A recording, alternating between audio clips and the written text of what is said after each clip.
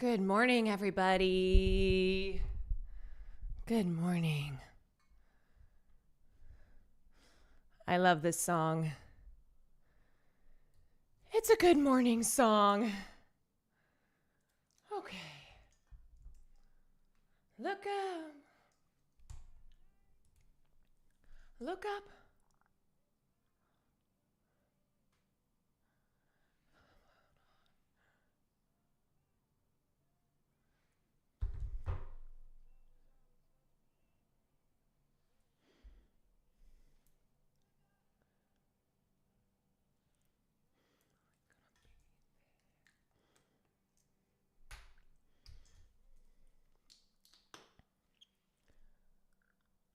Trouble's always gonna be there. Oh, ain't that the truth?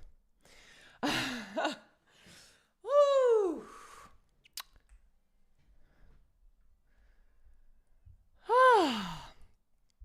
But also like, oof. I know. I know. Good morning. I'm so sorry, you guys. I meant to go live. I meant to go live earlier, and I woke up at.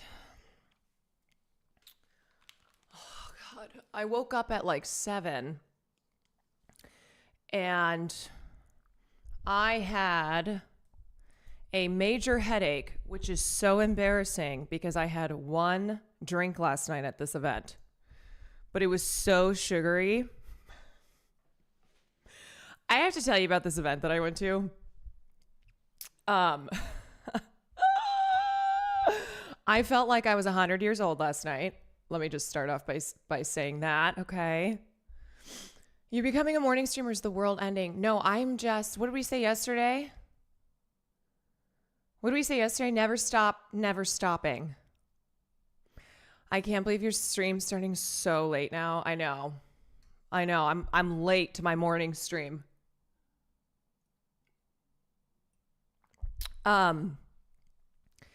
Katie, thank you for the gifted. Gen X, thank you for the 10 months. Emerson, thank you for the 10 months. Why do you look fabulous? Oh, thank you. What's the secret to your headache? Well, ibuprofen. And sometimes I'll use a hot towel and just kind of wait. Yeah, I woke up looking like this. I have no makeup on. I didn't use any under eye patches, nothing like that. I just wake up like, good morning. Good morning, Baltimore. Every day when I walk out the door. Trump tariffs making me stream twice a day. Yeah, we'll take a look at all that. We'll see what the hell's going on. If you have frequent headaches and well, I know that it came from this one sugary drink that I had last night, which is why it's embarrassing. It's very embarrassing. Happy recession day. Oh, Lordy. Oh, totally not a bot. Thank you so much. Kendall Babe, thank you for the 20 months. Ferenx, thank you for the 2 months. Excedrin is better for headaches because caffeine will constrict the blood. Yes, I am drinking hella espresso right now. It says natural caffeine and focus. Oh, okay. Oh, all right. Trump tariffs really bad for my stocks. Can I tell you guys something? I don't have stocks. I don't got stocks. I don't got any of that. But I know that if you do, the market is looking very worse. No stonks. I've just invested in myself. You know what? I got Caroline Kwan stocks. No, I know Cutie has stocks. She'll call me sometimes and talk about she'll be like, "Oh my God, I should have fucking sold blah, blah, blah, blah." I'm like, "Yeah, girl. I am like Tim Walz, no stocks. That's right. That's right, baby." Um, I only ever had Chipotle stocks. I made $5. Okay, that's enough to get some guacamole. It's enough to get some guac. You should collab with Stock Guy. Okay, so I gotta admit, you know how we don't know everything? No one knows every single thing. There are certain things I genuinely, like in my life, I've gone, no, it's not my thing. It's not my thing. And the stock market has never been my thing, except when I was in, I think it was freshman year of high school. And I was taking an economy class or something like that. And we had this, so our teacher assigned a project where we had to like fake invest in the stock market. And of course there were some people who took it very seriously, right? I didn't know any of it. So I was just like buying random stuff. Okay. Things that I just thought sounded good. I didn't give a fuck. I ended up winning. So we basically tracked it for like, I don't know, a month or so. And then whoever had made the most money, it was totally vibes based. Yes. It was completely vibes based. And I made a bunch of money in the fake stocks. I was like, damn, okay. All right. If there's one thing I know, it's vibes. I had that game too. I was winning so hard. The teacher had to change the rules. Teacher's like, nope. Ninja, thank you for the 30 months. Michael Reeves made a video once where he pit a goldfish making random stock picks against Wall Street bets, and the goldfish did much better. Yes, I know that video. I was the goldfish, basically. I was the goldfish. It was random. Whoa, these morning streams, what a treat. Yeah, so I said this yesterday, and as I'm kind of doing more morning streams, I'll keep explaining it because I know people are like, wait, so is your time changing? What's going on? No, so basically, for the past 2+ years, I've mostly streamed at night, been a night streamer. But it means that I have had to forego going to things, and I'm trying to go to more things, especially as I'm trying to kind of branch outside of streaming. Excuse me. As I'm trying to branch outside of streaming, as I'm trying to get a little bit of my social life back. So I was like, well, I have my stream room now, which means that what is happening with my throat right now? God, I don't know what was in this drink last night. It was called That Bitch. Okay, literally, this drink was called That Bitch. And it is making me not that bitch this morning. Yeah, the pollen is also kicking up too. I just took Farley outside. To go TT. It smacked me like one, that's for sure. Yeah, it did. Smacked me like a bitch. I got bitch slapped.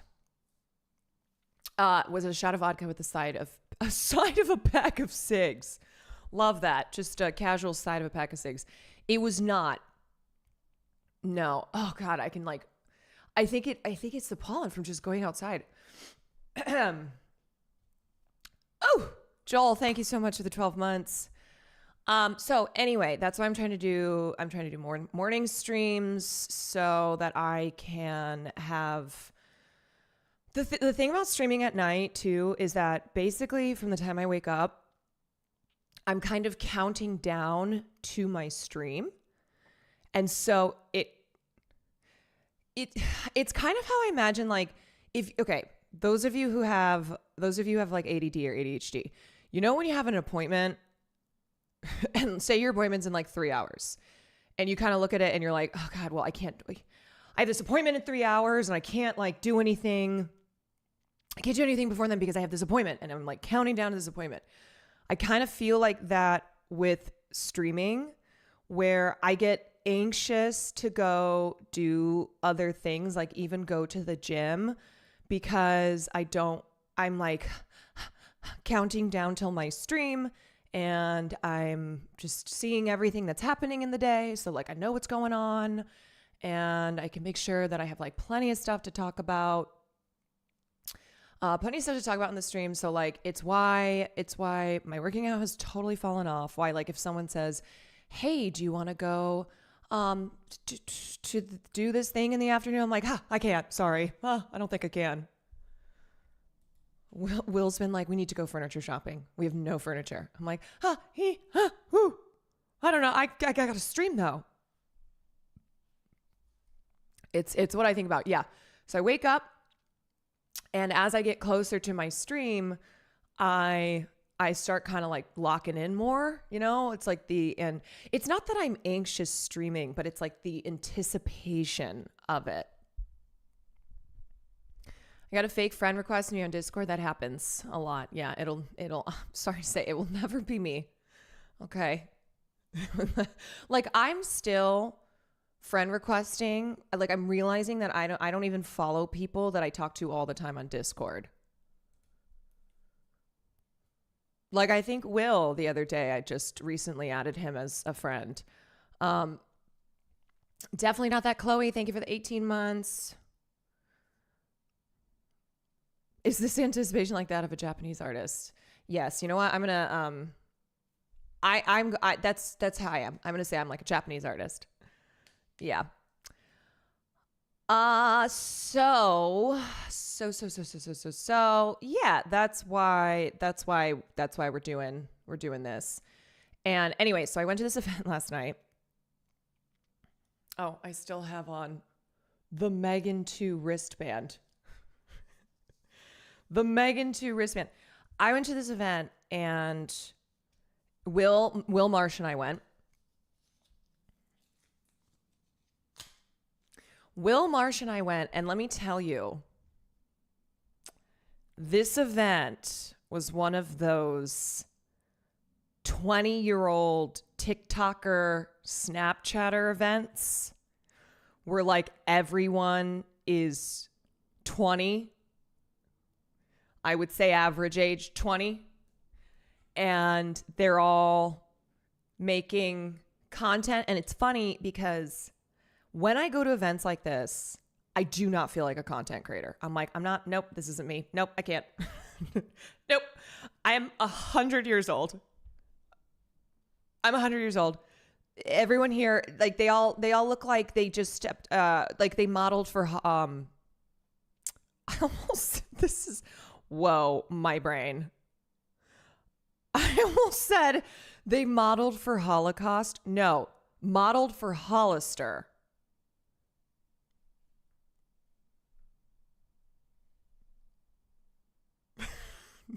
Okay.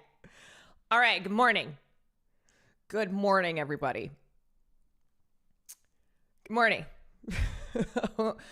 Wow. OMG, first ever stream. I hate being an EU girly pop. Welcome in. We'll be doing these more often, so hopefully you can make them.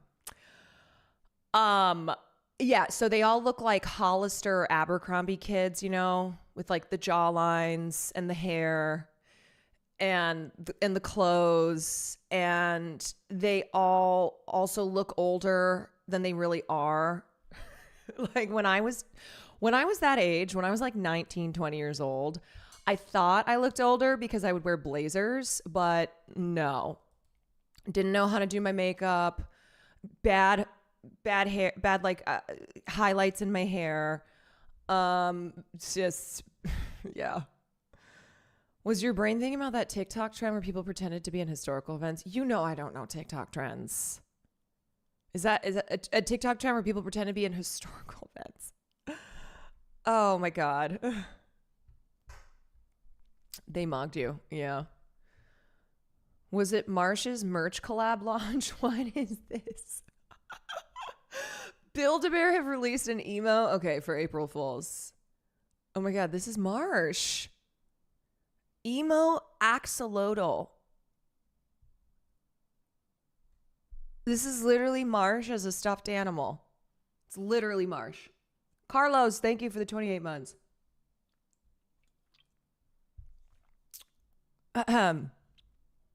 Tell Farley to come say hi. He's sleeping. Whenever I get up, so I've been getting up in the mornings. When I get up, he goes right into my spot because it's warm. And no, he will not be getting up until his dad gets up. He needs his beauty rest. There was a Holocaust makeup trend I remember, and that was awful. That's fucking insane. God. So anyway, we go to this event. We're waiting in line. I guess like maybe I haven't hung around. I haven't hung around like 19-year-old TikTokers since I worked in nightclubs. Like that was a lot of the kids who would come in. They're interesting. There was one guy who started talking to us, and so he starts talking to Marsh, and he's like, "I can tell that you have great impulses." And Will and I are standing over here like laughing because it's Marsh, and the last thing Marsh has is great impulses. Okay. And so we're laughing. He's like, "What?" And we're like, "Nah, no, it's just funny." It's just funny. He's like, "No, this is the guy who like, he's got good instincts." It's like old Billy Rave brains. And Marsh is like, "Thank you so much. Thank you." And this is after like Marsh has just filled me in on his life. And I'm like, "Marsh." And then he was, I don't know. Like there's this, I don't know if it's like this specific 19-year-old TikTok brain, but I always end up having like the weirdest conversations in a way where I feel uncomfortable. Like this is so weird. They're like aliens almost. I don't know how to describe it.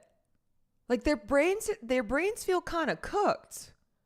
I'm gonna be so honest. And then these three probably 19, 20-year-old pretty girls we were in line. Of course, they did the hot girl TikTok and cut. So you know how in Larry David has the chat and cut bit in Curb Your Enthusiasm? Yeah, it's the chat and cut. So this is what I refer to as the hot girl TikTok, or the hot girl chat. Let me say this again, Jesus. The hot girl cut TikTok chat and cut. What the fuck am I saying right now? You know what I mean, though? It's like these hot girls will cut you in line and be like, "Let's take a TikTok." Let's take a TikTok. I slayed that. Oh my God, you guys, how am I going to talk about tariffs? I had this one drink last night called That Bitch, and it has made me a dumb bitch right now. I've been up since 7. Okay, it's not like I just woke up. Maybe my brain's cooked. Maybe I didn't understand any of these conversations I was having with these 19-year-olds named like Boomer in an ironic way. I don't know. Like maybe it's my brain. Are you hungover? No. I'm not hungover. I'm just in my 30s. I don't know.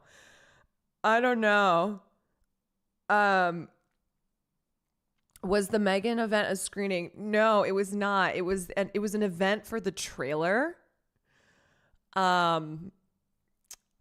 was an event for the trailer, but yeah, Will Marsh and I went because we were meeting this guy we know who works for Universal, blah, blah, blah, blah.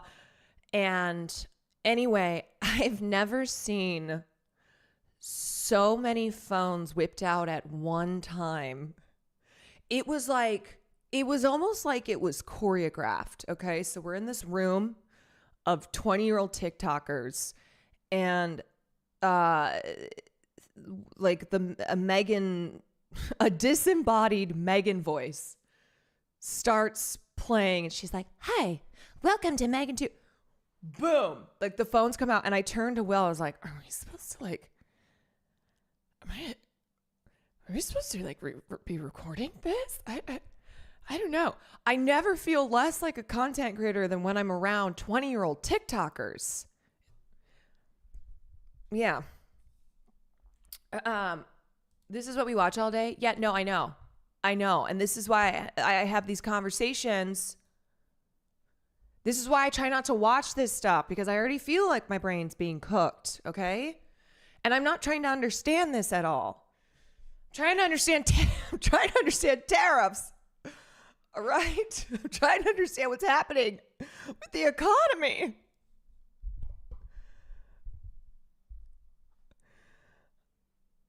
I'm going to be so honest. This sounds like one of the variations of my personal health. Yeah. Oh God. Oh man. I never feel more like what am I doing than when I go to an influencer event. Because I don't feel like that's me, you know? I don't feel like I'm a content creator, or I don't even want to be a content creator when it's just a room filled with 20-year-old TikTokers. Oh my God, do you know who I saw? I clocked him immediately, and Marsh saw me, and then he went, Christian Walker with his very scary blue contacts. I was standing there, and he walks in. I went, okay, you know how a lot of people wear colored contacts, but some of them look more realistic. His are like cyborg blue contacts, where he looks like a cyborg because of these contacts. If you don't know who Christian Walker is, he is the son of Herschel Walker. Herschel Walker, you may know, former football back or whatever the fuck.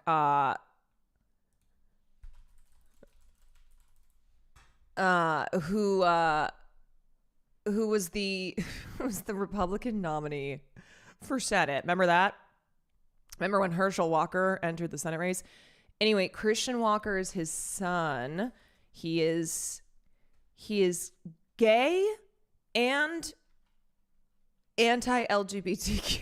He's a gay conservative. He's one of the rare black young gay conservatives who, because he's a young black gay conservative kid who's like a TikToker, he's all over the place, you know? It's like he's on Fox News, he's on whatever. Oh, he said he's not gay, he just likes men. Oh. Okay. Is that what's happening these days? Is that what the kids are doing? That's what they're calling it? Because back in my day, it was you were gay.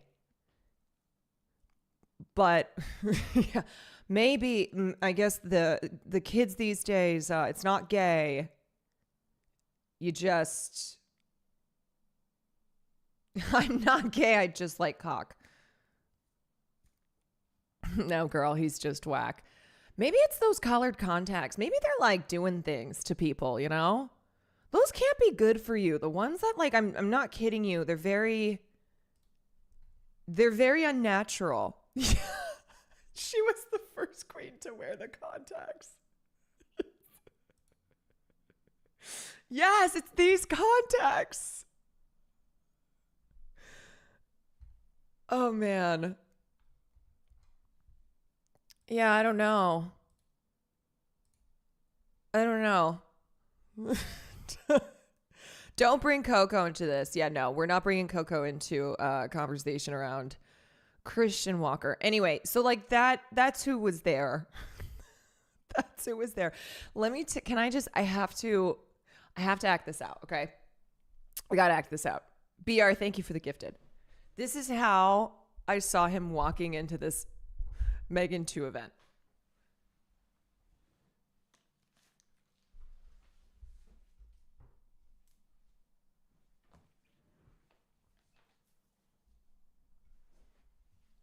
Okay.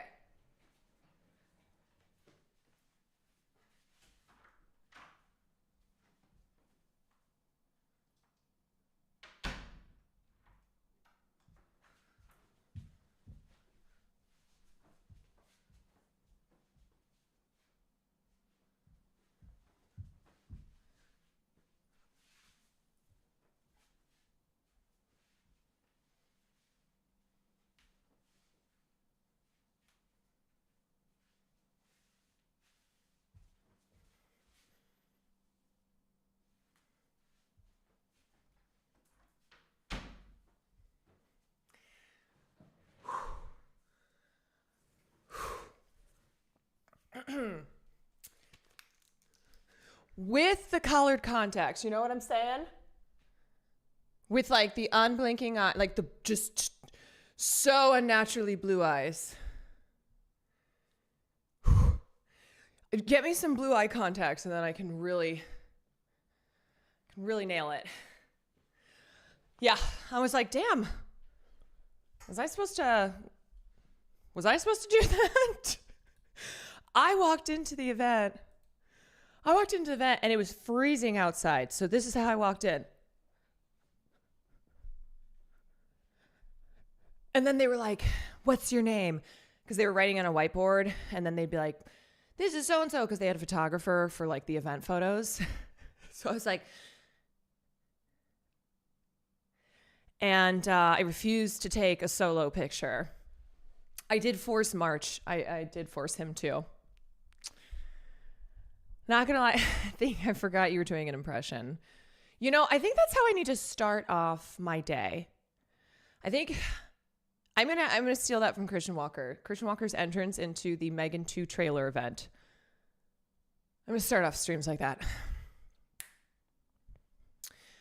All your IG stuff has been really good lately. Thank you. I actually I appreciate hearing that because I have been having conversations with my editors as to like, let's start putting out more content that digs in, that like shows more of the content that I do on stream aside from just like funny moments or gaming moments. It's very funny because if you looked at my Instagram shorts, you would think that mostly what I do is gaming, which I do. I do. I'm a gamer. Yes. Yeah. I also, this is very exciting. Okay. Start your day off like a bad bitch. Start your day off like a bad bitch. I am not gay. I have relationships with women and sex with men. And I got news for you. That means you're gay.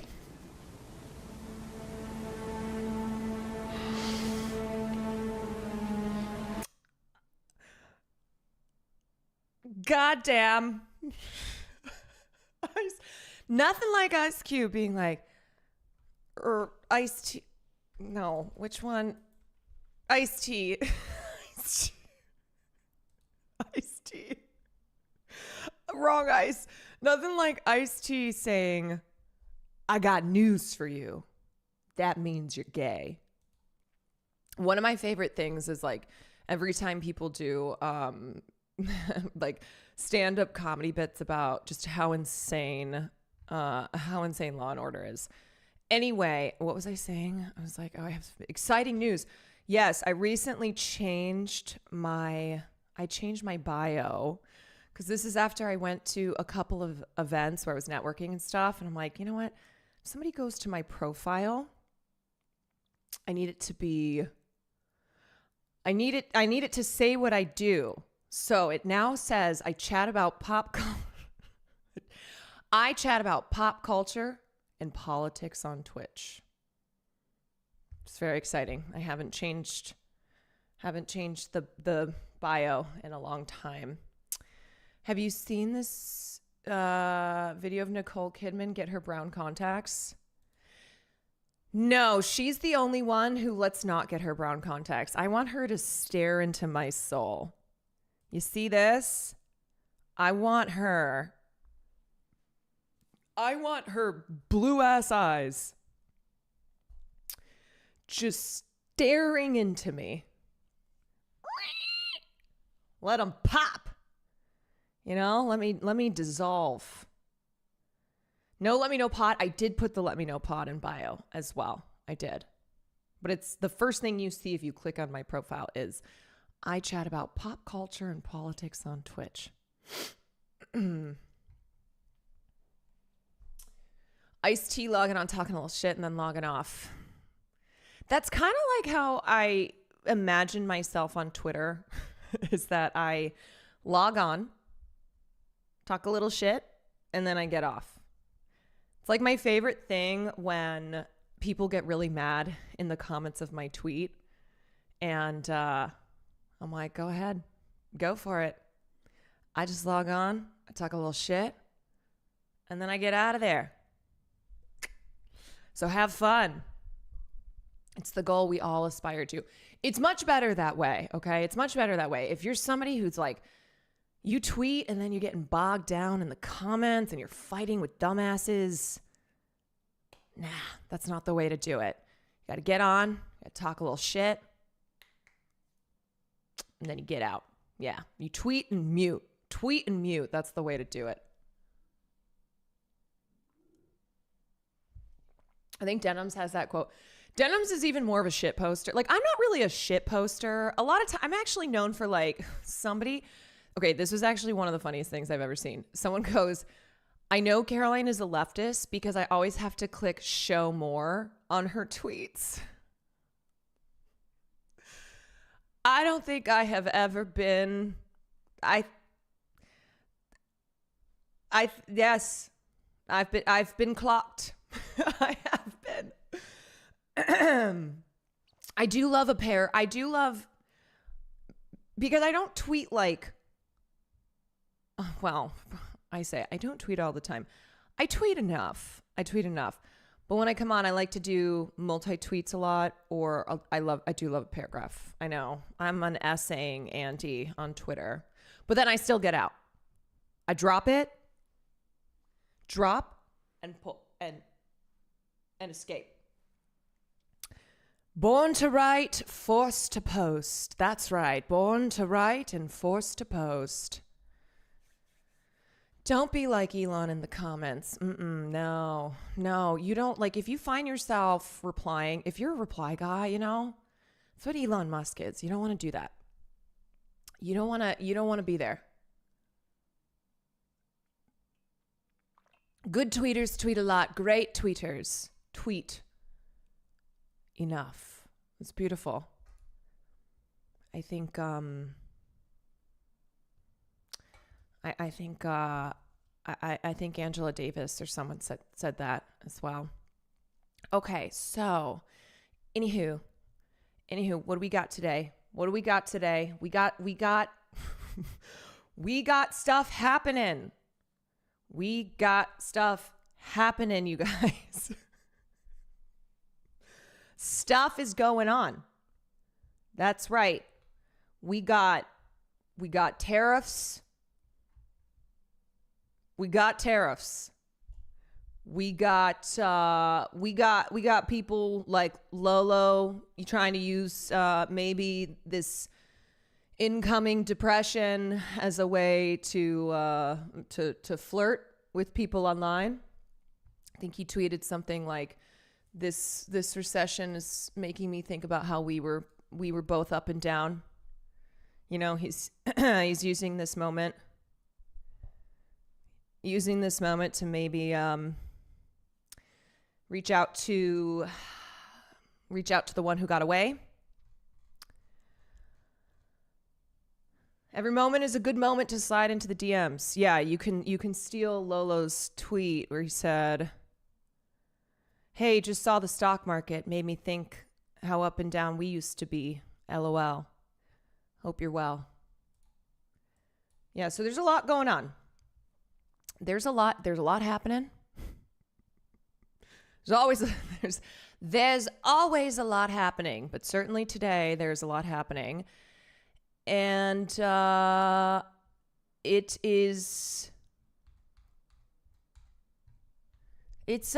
good, is what I will say. This is so dangerous, I might use it. Yeah, look, if we're heading into a depression, stock market's crashing, okay? Taxes are going to be raised. People who are already hurting, going to be hurting more. Don't forget to text your ex. Don't forget to use it. Don't forget to use it as an opportunity. I'm heading into a depression personally. Why? Is it because you went and saw that fuck-ass Snow White movie? And now you're depressed looking at the looking at the state of film? Dude, I do not know why did you go see that movie? I could have told you that it sucks, but I guess you had to figure out for yourself. Because Twitter said it was bad, I had to see. Gal Gadot is one of the worst actresses to have ever lived. Kal-El, no! Give me the stone. Give me the stone. Like, somebody give me a line and I will do Gal Gadot acting. Okay, just like give me a line. Anything.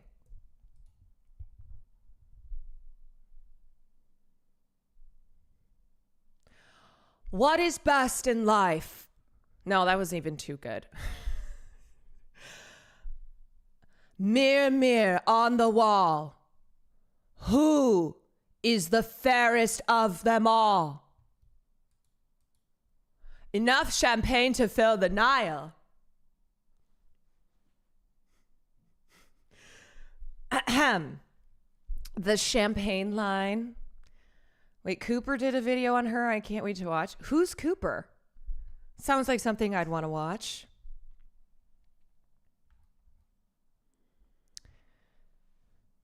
Do Gal Gadot doing Bob De Niro?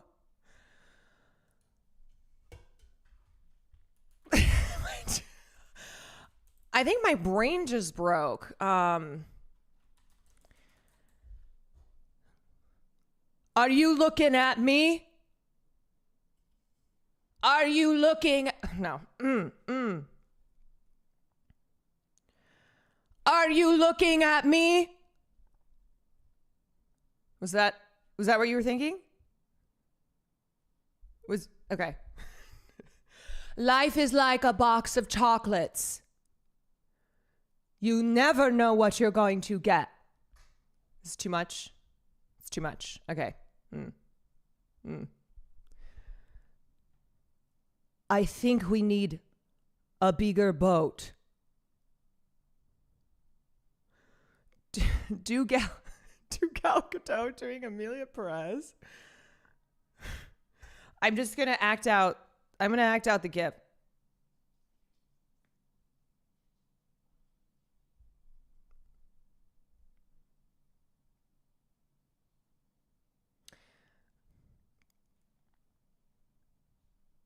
Mocking her acting is a trend on TikTok now. Okay, I actually did know that was a trend. God, why am I always having to do these puzzle pieces? What is happening? Putting yourself and everyone else in grave danger. I need you to give me the stone. Enough champagne. Enough champagne. Kal-El, no. Max Lord, you're putting yourself and everyone else in grave danger. I need you to give me the stone. I need you to give me the stone. What did you say? So exciting. Very interested to find the men who bought those. Why should I help you? Because we're asking you nicely. Do you know what's funny is I actually saw Gal Gadot years ago. I think this is after this was after Wonder Woman or something, but I was at Chateau Marmont. This is back when I was still very broke, so my friends and I all split like one drink, and she was there. And I'm not just saying this because I think she's horrible. I was observing her, and she even looked boring in conversation. You know how you can tell when someone's just, when it's like a great conversation, okay? People are locked in, there's like hand gestures, there's like tea being spilled, whatever it is. I was watching her. She was wearing a striped shirt, and it looked like a boring conversation. I know what you mean, though. I don't know how else to describe it. That the conversation looked like it was boring. Also, wait. I just thought about the fact that Nick was in here. Isn't this usually his streaming slot? Is he still saying that he can't find the starting soon button on OBS? My dad's not online at all. He's a dinosaur, but he said that she was perfect for Wonder Woman LMA, and we doesn't know about anything she said. Like, what does that even mean? Just tell me what it costs to get her away from me. Name a price. I'll buy the whole damn boat if I have to. Who are you? The lasso of Hestia compels you to reveal the truth. The lasso of Hestia compels you. Who are you? But who? Enough. I said enough. As Amazons, this is our duty. You have no idea what kind of power you're dealing with. Enough. And let me just say, okay, before anyone's like, well, she has an accent, blah, blah, blah, blah, blah. Do I need to start listing off the number of amazing actors who English is their second language? It ain't the accent. It's not. It's not. Yeah, like basically every single person who works with Pedro Almodovar, okay? Like Penelope Cruz, Javier Bardem. Yeah, or like, I mean, Marianne Cotillard is amazing when she's not doing 9/11 conspiracy theories. Sandra Hüller, hello. You know that's, and like the other thing about Sandra Hüller is that when she was in Anatomy of a Fall, like that is a French film and she is a German actress. So it was even more impressive, her work in that film, where it was like a mixture of French, German, and English, and that she's unbelievable. She's so good. Yeah, like pretty much every actor can do an American accent too, or native accent's a choice. Give me the stone. It's not about accents, about emotion. Yeah, like people who can act better than her without even saying any words. You know, like just their faces. Mark Wahlberg.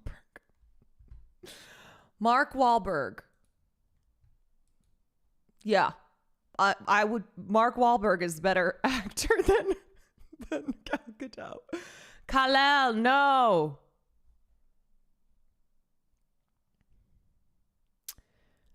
I got really drunk last weekend. No, we know. And on the Uber back, my friends were talking about Snow White and I was defending. Oh, this is, yeah. So when I was talking to 19-year-old boomer, like whatever this TikTok guy's name was, he's like, so what do you say? He goes, he was like, so what kind of energy do you bring in? I was like, what? He's like, maybe because Christian Walker had just come in like he was on a goddamn runway. I was like, what kind of energy do I bring into an event? And I didn't know what to say. So I was just like, I don't know. I guess my energy is I won't shut the fuck up about how insane it is that Disney is blaming Rachel Zegler for the failure of Snow White. And he looks at me, he was like, oh, that's so interesting. Who's that? This is what's crazy. A 19-year-old in LA who's a TikToker and it said he had just auditioned for a live action film. He's like, yeah, I just had well, I go, okay, wait, let me continue with the conversation. So he's like, wow, that's so cool. Like, that's, like, love it. So who is that? And I was like, oh, Rachel Zegler, who stars in Snow White. He's like, oh, is that a movie out? I was like, yeah, yes, it is. And he's like, oh, so like, what's going on?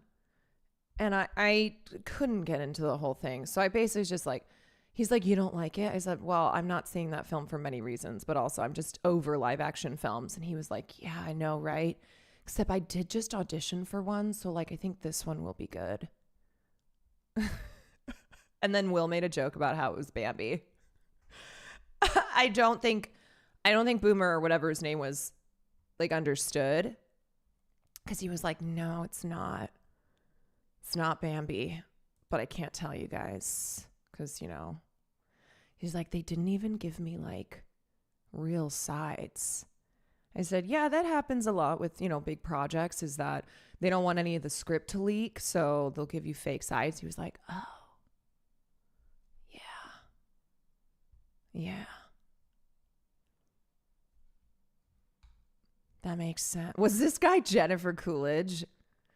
Maybe it was Jennifer Coolidge's, maybe it was Jennifer Coolidge's son. Oh. You sort of make him sound like Casey Tron.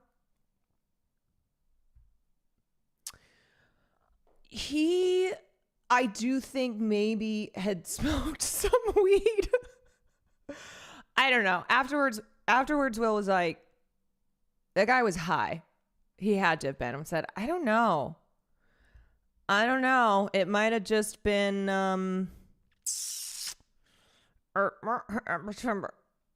Liberation Day. Waiting for a long... Excuse me, everyone. Pardon. Coming through with Liberation Day. Sound Killer, thank you for the 20 months.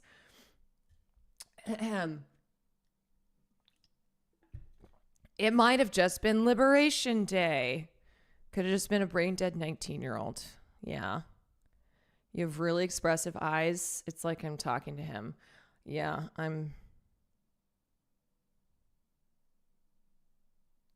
This is the kind of energy that I bring into a function.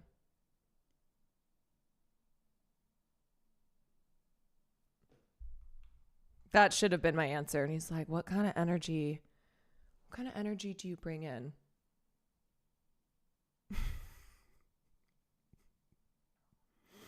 This.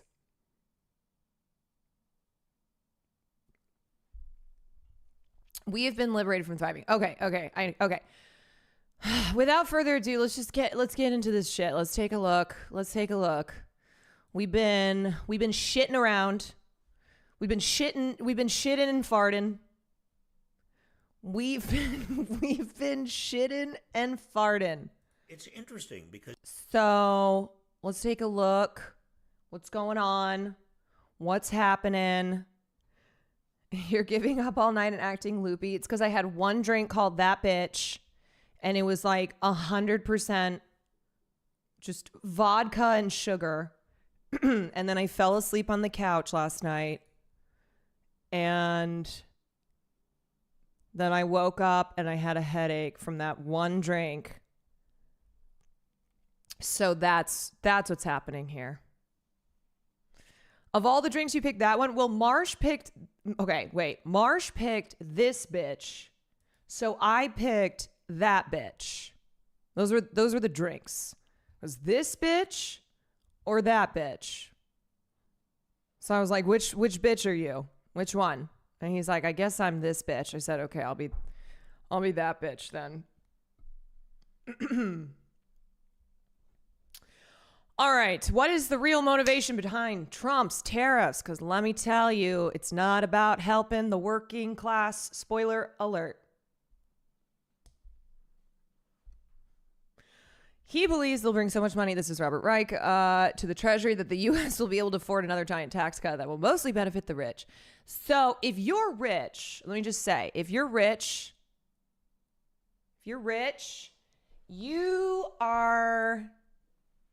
can give some subs. First of all, you can give some subs, and then you don't have to really worry. You can head out. You can, if you are super rich, then you're good. You're good. Do you know what's funny? I saw a tweet that was like, damn, I just realized that like not everybody got hurt during the Great Depression. There were actually some people, who were already wealthy who made even more money. It's like, yeah, that's how it goes. Scooter Pepperoni, thank you for being rich and giving us 5 community gifted subs. Kissack, thank you for the prime. But yeah, it was like somebody who had just, I don't know, understood how the economy works under capitalism for wealthy people, where it's like when the majority of people are suffering, say in a depression, say in a pandemic, whatever, that there are also people who make a lot of money.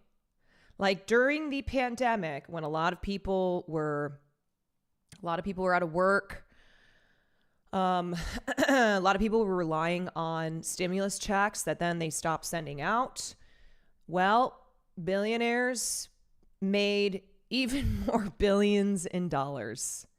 They made so much more money. I watched a bunch of Great Depression ones last year. Yeah, it's giving the rich get richer, you know? The rich get richer. So today what we're going to do is we're going to invest in the stock market, okay? We're going to invest while it's low and then make out like bandits. That's what we're going to do on the stream today, everyone. So get ready. Just wanted to say the pod is fantastic. Thank you. Keep it up. Appreciate ya. Panic Cell Chatters. You just buy when it's low. It's easy, okay? You buy the dip. No, please do not take any financial advice from me, okay? But you buy low and you ride it all the way down. You buy low and then you sell high. That's right. Okay, this is now turned into a financial advice stream. You buy the dip and then you sell the clip.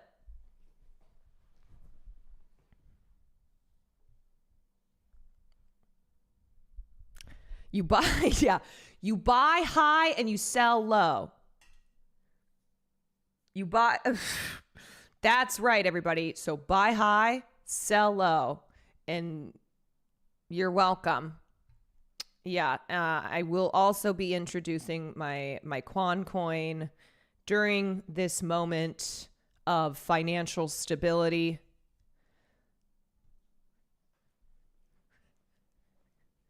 Best advice out there. You're not going to get it anywhere else, okay? You're not going to get it anywhere else. Other streamers covering this stuff, they're going to talk about like socialism. They're going to talk about why capitalism, late stage capitalism has gotten us to this point, okay? The American empire in decline. No. Buy high, sell low.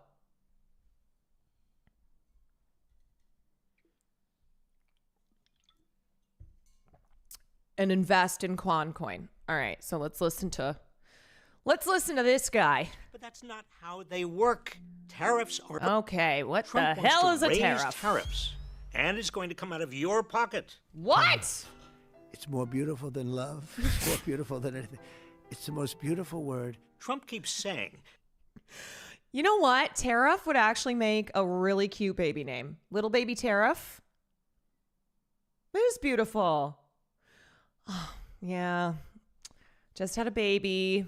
Little baby Tariff. Little baby Tear. tariff. It's beautiful. It's beautiful and natural.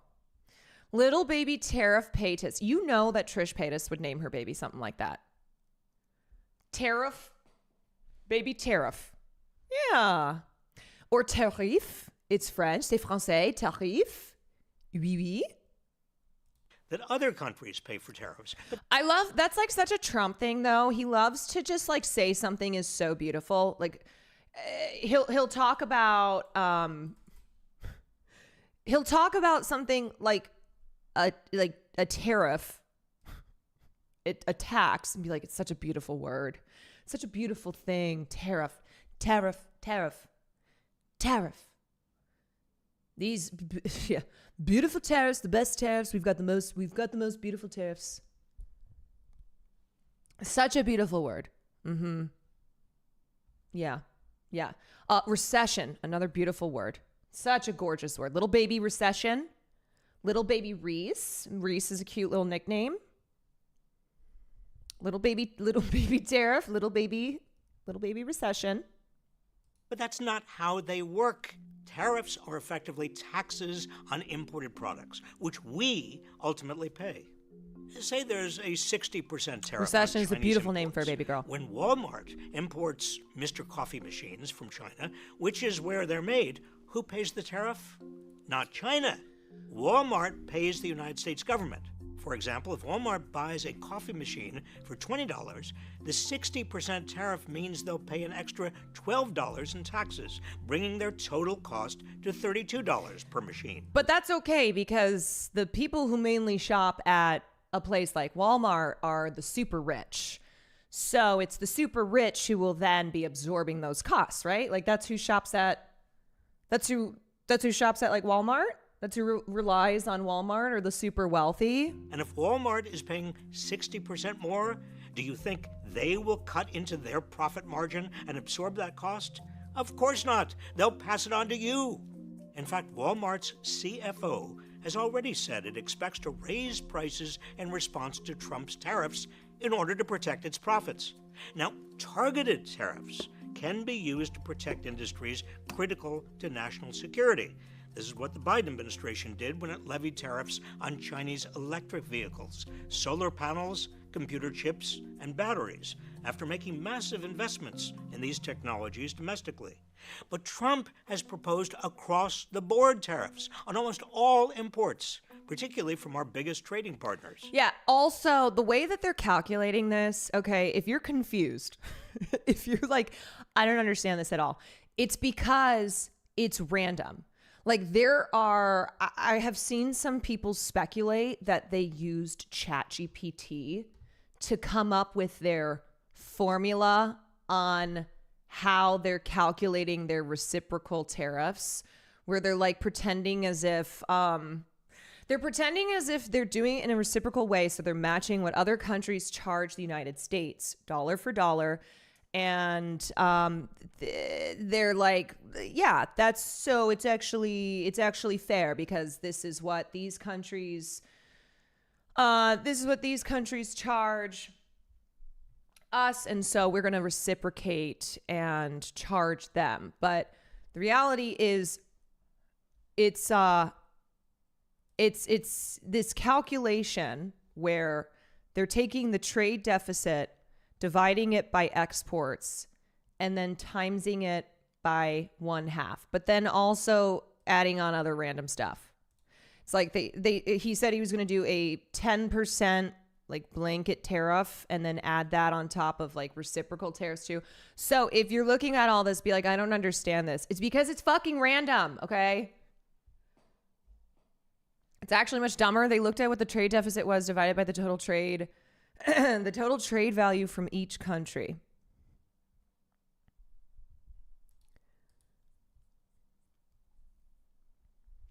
These tariff numbers provided by the administration are ludicrous. They don't reflect any version of reality where real tariffs are concerned. I was convinced they weren't just completely made up, though. And where's the, like, someone link me where somebody put into ChatGPT and it spat out like the exact thing that they're doing.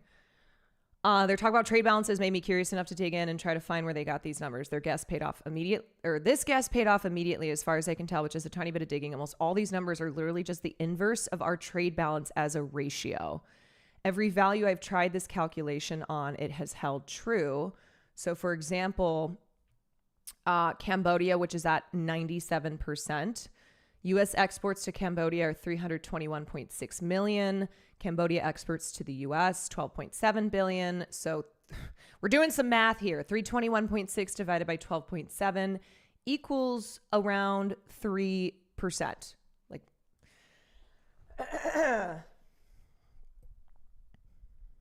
and that's why Cambodia is at 97%.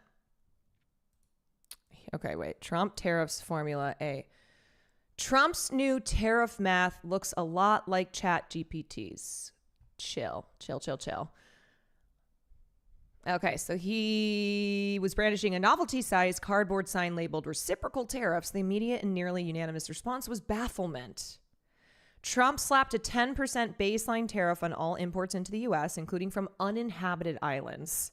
Yeah, islands that have zero population. Can you imagine? Can you fucking imagine being like, okay, you know what? I'm gonna, I gotta get out of here.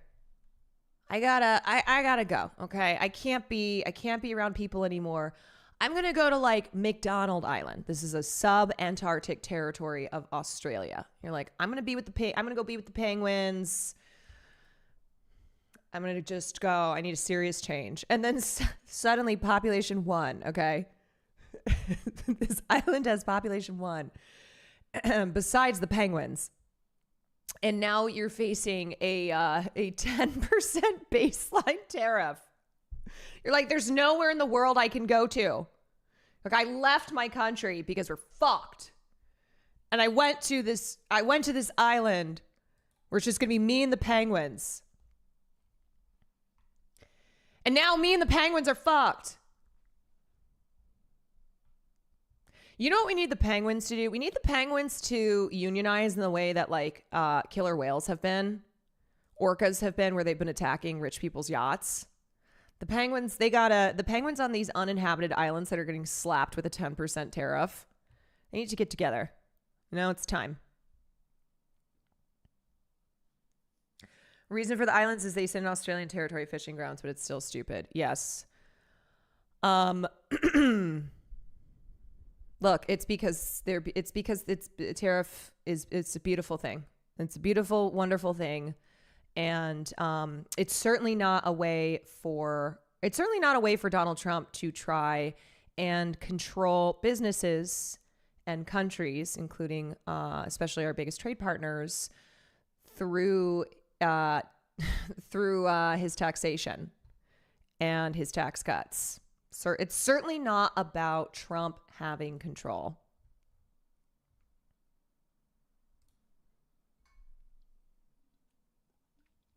He is not trying to be like King George whatsoever. Do you think Lin-Manuel Miranda is going to do another Hamilton style musical, but about this time?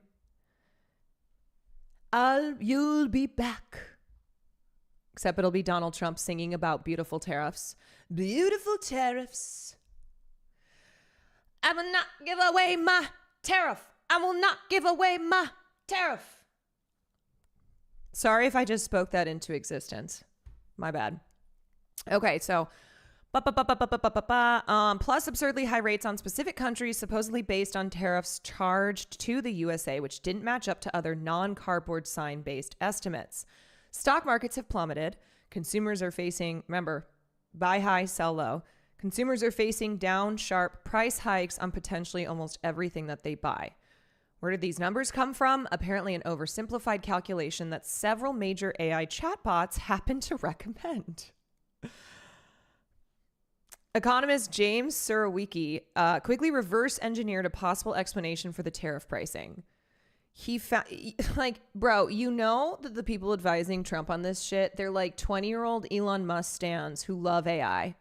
And they're like, sir, Sir, I got this from ChatGPT. He's like, okay, it's beautiful, it's wonderful. I love ChatGPT. I love that. Wonderful, beautiful. Like, is Barron writing this shit? Just about. James found that you could recreate each of the White House's numbers by simply taking a given country's trade deficit with the U.S. and dividing it by their total exports to the United States. Have that number, and you get a ready-to-use discounted reciprocal tariff. So, sorry. A trade deficit is when a country is importing more goods and services than it is exporting. And a trade surplus is the opposite. So trade surplus is when a country is exporting more goods than it is importing. So they took the country's trade deficit, which means importing more than exporting, and then divided it by their total exports to the U.S. And then you half that number, and that's the reciprocal tariff. The White House objected to the claim of using ChatGPT and published the formula that it says it used, but as Politico points out, the formula looks like a dressed up version of Surowiecki's method. In case you weren't sure, Surowiecki calls this approach extraordinary nonsense. So why did Trump's team use it? Well, like plenty of people who've realized their homework is due in 3 hours' time, it seems like they may have been tempted by AI. So these are images of how ChatGPT suggests handling a trade deficit. Here's Gemini's advice. AI's Grok is of the same opinion. And even Claude agrees. A number of X users have realized that if you ask ChatGPT, Gemini, Claude, or Grok for an easy way to solve trade deficits and put the U.S. on an even playing field, they'll give you a version of this deficit divided by exports formula with remarkable consistency. The Verge tested this with the phrasing used in those posts, as well as a question based more closely on the government's language, asking chatbots for an easy way for the U.S. to calculate tariffs that should be imposed on other countries to balance bilateral trade deficits between the U.S. and each of its trading partners, with the goal of driving bilateral trade deficits to zero. All 4 platforms gave us the same fundamental suggestion. Grok is now deciding economic policy, except let's be fucking real. Trump's tariffs are not real economic policy. But yeah, that's how I'm just imagining like all these AI programs. This is how we win. This is how we win. We're making the decisions for the White House, for the U.S. economy. Funny but sad. Funny but sad. Young Stinky, thank you for the gifted. There is some variation. Grok and Claude specifically suggested having the tariff figure to generate. Oh my God, you guys, I'm so sorry I cannot speak this morning.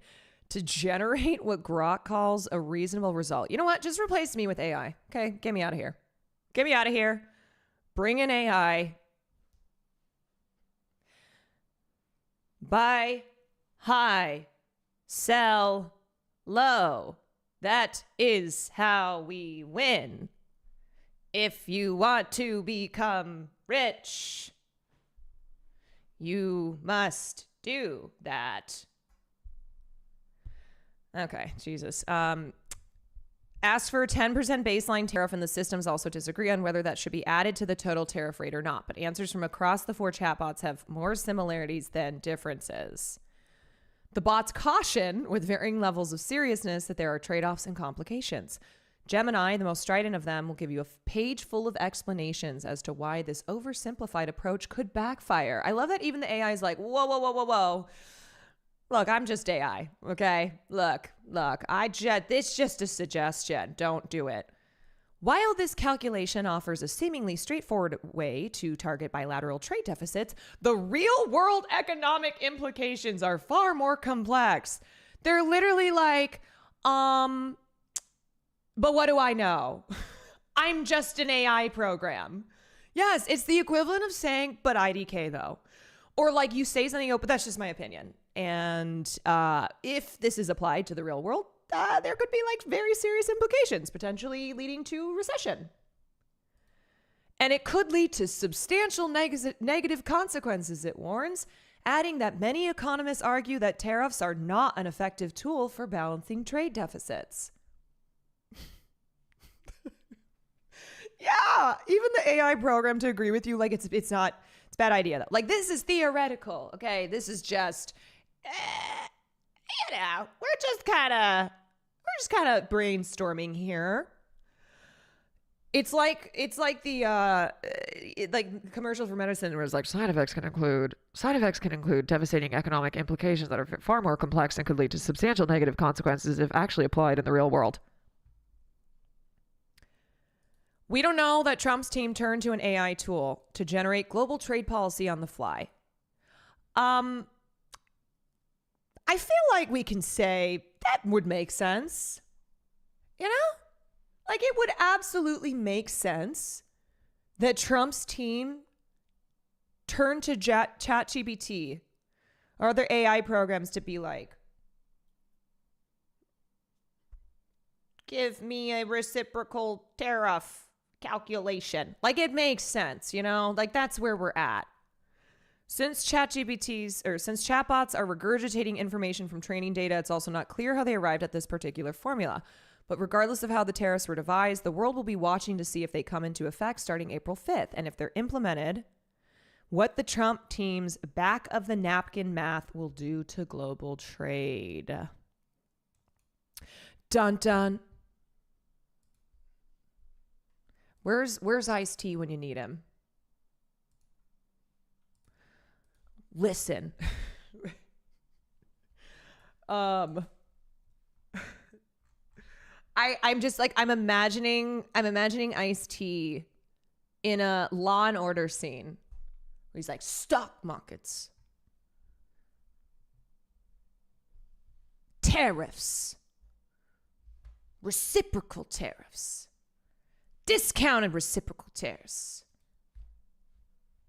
You getting your information from ChatGPT, huh? You, like in the same sentence that he's like, you like little boys, huh? He's like, you like little boys. And you're getting your economic policies from ChatGPT. You bought the dip, that means you're gay. That means you're gay. Hi, Caroline. Good afternoon. Good afternoon.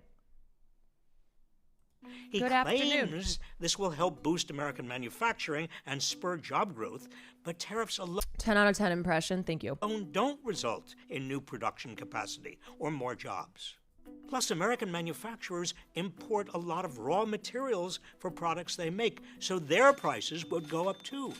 While Americans would pay more for imported goods due to tariffs, countries that export the products are also affected. China's government might retaliate with tariffs of its own on American-made products. That's called a trade war, and there are no winners. One of the biggest global trade wars started with the Smoot-Hawley tariff in 1930. Oh, After the Great 1929 Depression. Can I I have to tell you guys the funniest thing ever. My little sister who's a Zoomer, when I first started dating Will, she's like, so what's his family like? Blah, blah, blah, blah. And I was like, oh, you know, it's just him and his parents. I said, his dad's actually really old. His dad's in his 90s. He was born in like, I don't know, 1928. And she goes, oh my God, like the Great Depression era? I said, yeah. She goes, we learned about that in school. Like she could not get over that the era of which Will's father was born into was something that she learned in school. She's like, oh, we learned about that in school. I said, yeah. You also know that you're, like you have grandparents who were also born in that era. Will's father is not the only person to have been born in the Great Depression era. I know. Don't tell her about 9/11. Like Farley being born on 9/11. We learned about that in school. Will's dad is older than my great grandparents and I never met them. Yeah, he's going strong though. He is. Broke Social, thank you for the tier 1. 9/11, like the day that some Zoomers like, or not even a Zoomer, like some young person says to me, you were alive during 9/11. That's when it's over for me, you know?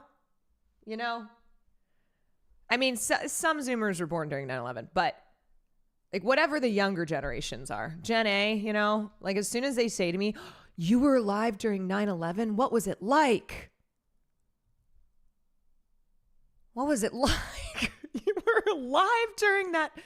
You were alive then? And I'm going to be like, no, I wasn't. No, I'm a millennial who was not alive during 9/11. Stock market crash. President Hoover and Republicans thought sweeping tariffs would help the economy. They didn't.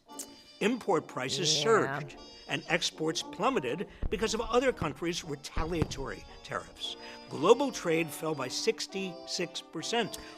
So to be clear, the tariffs or the thought of tariffs was not the cause of the Great Depression, but it worsened the Great Depression. So the Smoot-Hawley Tariff Act, which he's talking about here, so when that was implemented, high tariffs reached nearly 60%, but it wasn't signed. Jesus. I swear to God, between the pollen and that bitch last night, I cannot talk. But it wasn't signed into law until 1930, which was months after the Depression had already started. But it certainly worsened the Depression. It was a terrible, terrible decision. Worsening the Great Depression. Smoot-Hawley seemed to prove that across-the-board tariffs don't work. But then came Trump's first term and his sweeping tariffs largely on China. Higher prices from Trump's tariffs on thousands of products are estimated to have cost American families close to $80 billion. And this cost took a larger chunk out of the incomes of poorer families than richer ones. That's because tariffs are regressive, meaning they take a higher percentage out of the paychecks of working people than out of the paychecks of the wealthy. If you make $50,000 a year, the cost of a coffee maker going up due to tariffs impacts you more than someone making $1 million a year, who can better afford the price increase. Following Trump's move, China retaliated with its own tariffs on American exports, which led China to import less from the United States. In the U.S. agriculture industry alone, this resulted in a 20... Has anybody been watching iShowSpeed's travels in China? How iShowSpeed is like dismantling decades of propaganda for Zoomers. It's amazing. Yeah, I mean, I'm also just like in awe of just how how they do their content with the drones and like, my God, really capturing the incredible sights and infrastructure and just beauty of the cities that he's visiting. Hassan's been incredibly jealous. Of course he is. He wants to go to China. We were talking about it during Japan because I really want to go to China. I'm half Chinese. My dad's family is Chinese. I've never been to China.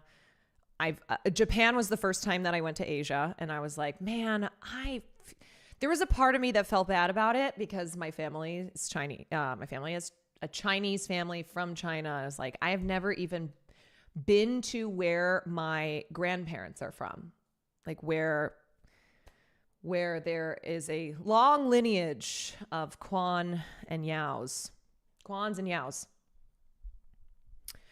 Please go to China with let me know and fear and. Well, I know that's, I wonder if I could get Sam to go to China.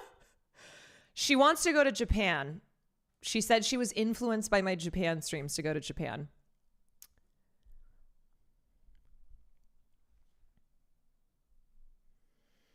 I saw your stream and then his, and it was nice to see a streamer that doesn't crash out every 5 seconds. I can't crash out every 5 seconds. It's too exhausting, honestly. It's too exhausting. I try to like every once in a while I got to set somebody straight, but I like literally do not think that I could be happy streaming if I were just every 5 seconds yelling at somebody in chat. It's exhausting. I don't know how he does it. When he takes a chatter into the public square, I'm like, oh, I'm tired watching it. The part of my family that still lives in a village literally has an EV, literally broken down buildings everywhere, but there's an EV charger still there. It's like Hezbollah having a fiber optic.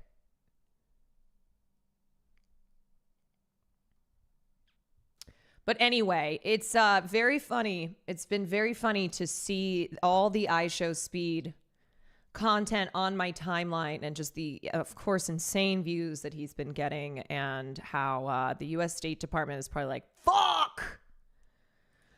What if the U.S. State Department like tries to recruit iShowSpeed to do U.S. state propaganda? They're like, listen, we think you're great, okay? We have a request.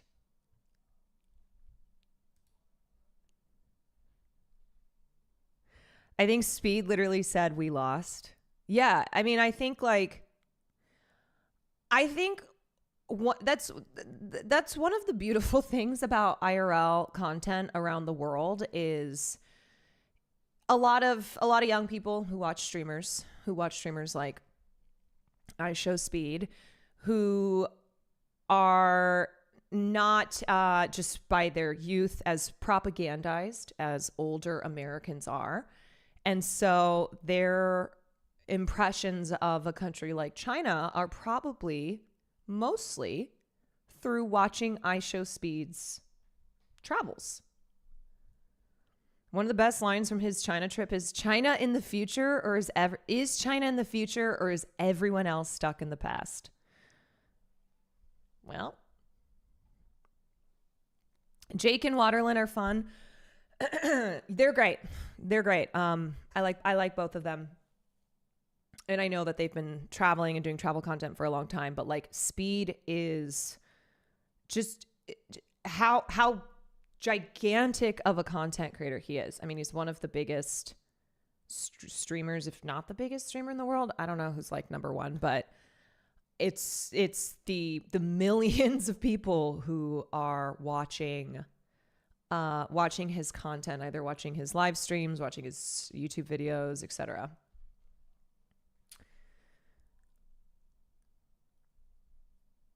I have a comment that got like 15,000 likes about Speed's trip to China. Oh my God.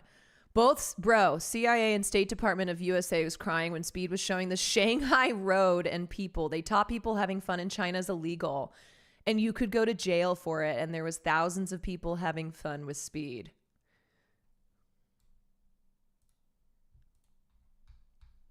Wow.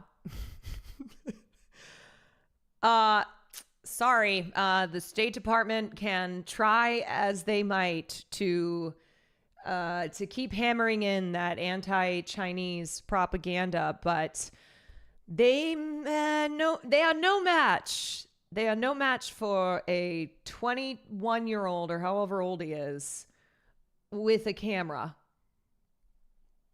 Am I wrong? No, not at all. And I love the fact that you had so many likes on that comment, which obviously is from like a lot of Speed fans who've been watching his content. $7 billion loss in exports from mid-2018. Yeah, in America, we don't throw people in jail for their opinions. Oh, hold on a second. It's very funny because a lot of the things that America says about places like China, we're doing here. Are we acting like there's no censorship? That people are not severely punished for engaging in protest, engaging in any anti-government activism? that the government isn't surveilling people. That they're like, we got to get rid of TikTok because we can't have China spying on Americans because that's what we do. That's our thing. Okay? If anyone's going to spy on Americans, it's going to be me. If anyone's going to have sex with my sister, it's going to be me. Every accusation a confession when it comes to our government. To the end of 2019. And even though the government increased aid to impacted farmers, farm bankruptcies shot up 20%.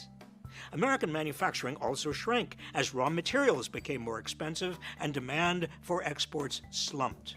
One study estimates that Trump's trade war cost nearly 300,000 American jobs.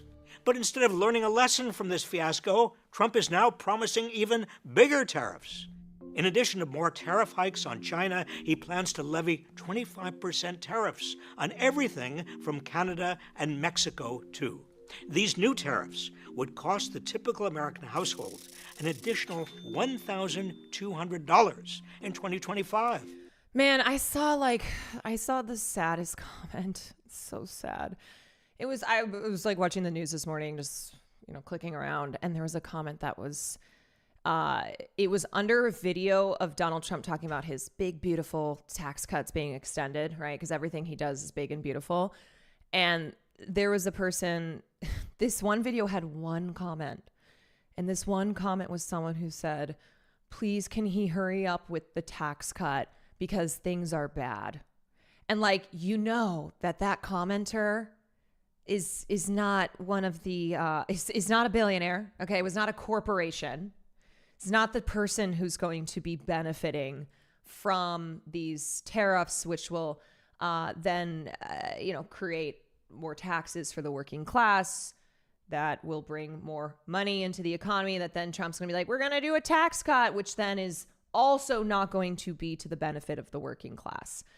And it just was like, it was sad. It was sad that to see this one comment, which it's not just one person who has bought into this, who believes that Trump extending his big, beautiful tax cuts is going to alleviate their economic insecurities, that as they're listening to the news about tariffs and how that low and middle income Americans will take a hit from this, but Donald Trump is going to extend his tax cuts, so it's actually going to all be better. Yeah. But if Trump makes good on previous pledges to slap tariffs on imports from every country, if things are bad for you now, the tax cuts are not going to be for you. Yeah. The benefits from Donald Trump's tax cuts, they are going to largely accrue to the top earning households, of course. Like his tax cuts in 2017, they were created to benefit the wealthy, to benefit corporations. And then at the same time as all this is going on, Republican lawmakers are, of course, trying everything they can to cut back on social safety net programs, like the social safety net programs that were created by the New Deal, the New Deal, which came after the Great Depression. And they will be cutting back on, they want to cut back on Medicaid, they want to cut back on food stamps. These are social safety nets that are in place to help the poor and working class. And that is a way to pay for these tax cuts. So this combination, this double whammy, will hit lower income households. Like, that's the reality here. Like that person who the sole commenter on that YouTube video, that type of person, like they will be getting hit by the tariffs. They will not be seeing benefits from the tax cuts, and they will also be facing a loss from federal support programs.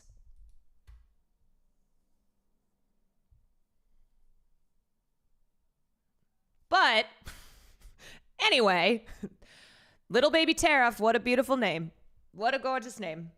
If you give the same amount of money to the bottom 10% of the pop that the top 10% was getting from tax cuts, there would be a much bigger increase in spending because they have more unmet needs to fill. Yeah, it's like, who buys things? Like how the economy does better when you have the people who get hurt by the decisions that Donald Trump and his administration are making right now, that when they have more money, when they have money in their pockets that they don't have to spend on rent, that they don't have to spend on groceries, like they put that into the economy.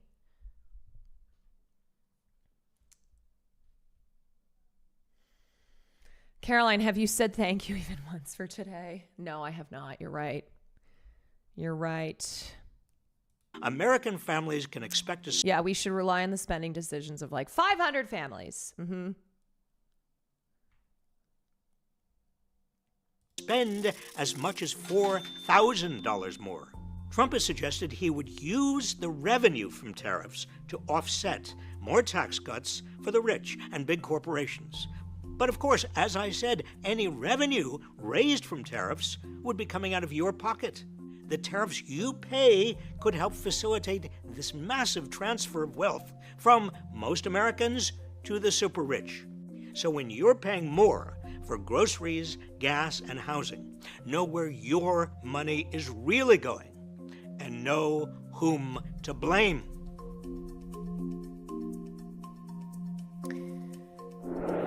Yeah, I really like Robert Reich. I think he's a smart guy, and I think he makes really good. I think he breaks things down quite simply but effectively in his videos. Because, look, these are economic things that can overwhelm people, that they can kind of get lost in the sauce on, that they might not even understand like what a tariff is. And I think the best thing to do in moments like this is to make things as simple as possible. Like I have my issues with I have my issues with people like Chris Murphy, but I do think that recently he's also, like, as a Democrat, been effective at breaking things down. Like when he put out that video on Mahmoud Khalil, he also put out a thread here. Those trying to understand the tariffs as economic policy are dangerously naive. No, the tariffs are a tool to collapse our democracy, a means to compel loyalty from every business that will need to petition Trump for relief. So this is something that we have already seen from the moment Trump came back into power, where he is all about loyalty and retribution. So institutions, private and public, who he is demanding to bend at the knee, or else say bye-bye to your funding, or say bye-bye to your various agencies and employees being cut by the thousands. So this is a means to compel loyalty from not just businesses and institutions in the United States, but countries around the world. This week, you will read many confused economists and political pundits who won't understand how the tariffs make economic sense. That's because they don't. They aren't designed as economic policy. The tariffs are simply a new, super dangerous political tool. You see, our founders created a president with limited and checked powers. They specifically put the power of spending and taxation in the hands of the legislation. Why? Because they watched how kings, like King George, you'll be back, and despots use spending and taxes to control their subjects. British kings used taxation to reward loyalty and to punish dissent. Our own revolution was spurred by the king's use of heavy taxation of the colonies to punish our push for self-governance. The king's message was simple: stop protesting and I'll stop taxing. This is literally what's been happening at Columbia, where they have faced the threat of funding being cut and it's why they have totally capitulated. They are allowing ICE to come in. They are working with ICE to steal, to disappear Colombian students off of campus in the middle of the day. Like, Colombia is making it impossible to advocate for an end to an end to what Israel is doing in Gaza. That they are making it impossible to protest for universities like Columbia and across this country to divest from companies that work with the Israeli government. Every university that's been threatened have bent the knee and fired staff and let their students get taken away. There was recently a professor who was supposed to give a speech at Columbia, and she, in her speech, like, had some mention of Israel that was not positive. And so Columbia freaked out and they said, we can't, no, like, this can't be in the speech.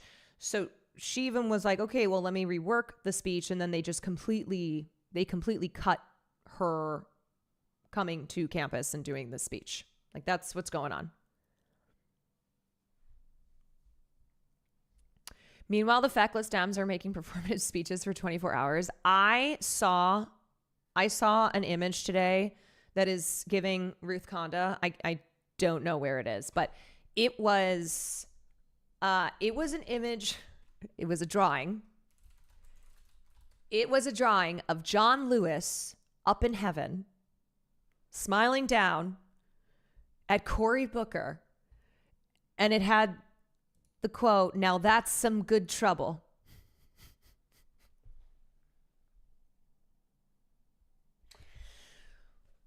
Ruth Conda forever. My daughter with tears in her eyes. It's like every time a figure dies and then somebody will draw an image of, it'll be like Prince, Ruth Bader Ginsburg, like Robin Williams, and then John Lewis, and then whoever has just died, and they'll all be like linking arms. OMG, is this it? Yes! Oh, God. Well done, Cory. That was good trouble.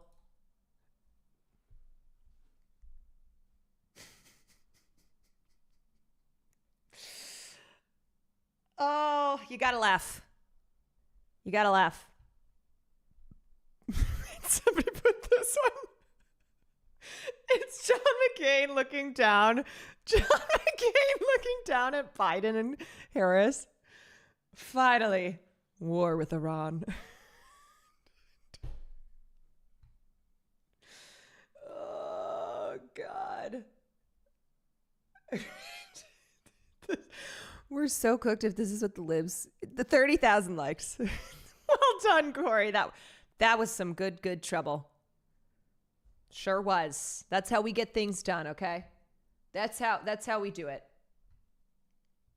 That's how we fight back. Okay, so continue with Chris Murphy's tweet thread here. Trump knows that he can weaken and maybe destroy democracy by using spending and taxation in the same way. He's using access to government funds to bully universities, law firms, and state and local governments into loyalty pledges. Healthy democracies rely on an independent legal profession to maintain the rule of law, independent universities to guard objective truth, and provide forums for dissent to authority, and independent state local government to counterbalance a powerful federal government. But the private sector also plays a role to protect democracy. Independent industry is power. The tariffs are Trump's tool to erode that independence. Now, one by one, every industry or company will need to pledge loyalty to Trump in order to get sanctions relief. So what could Trump demand as part of a quiet loyalty pledge? Public shows of support from executives for all his economic policy, contributions to his political efforts, promises to police employees support for his political opposition. You know what's so frustrating to me, though, is like, like seeing the Pod Save America guys, okay, talking about how cruel the deportation, Trump's deportation actions have been, stealing away people like Abrego Garcia, like talking about how now the tariffs are designed to suppress dissent, to force businesses and countries to their knees, to force, individuals in this country. And it's like, these are the same Democrat loyalists. These are the same establishment Dems who, for the last year and a half, would not reckon with the Democratic Party's failures. Like, leading up to the election, how they were just wholly supporting the Democrats, even with their cruel border policies, even with Kamala talking about the most lethal military in the world, talking about how she's going to be tougher on the border, et cetera, having no support, like not offering any critical support to advocates in this country, to student protesters who were protesting their university's financial involvement with the government of Israel, how they were being suppressed. Like, before Mahmoud Khalil was kidnapped, was disappeared, it's not like this happened in a vacuum. It's not like student protesters, that activists in this country were not facing, were not being suppressed by the Democrats when they were in power. Okay.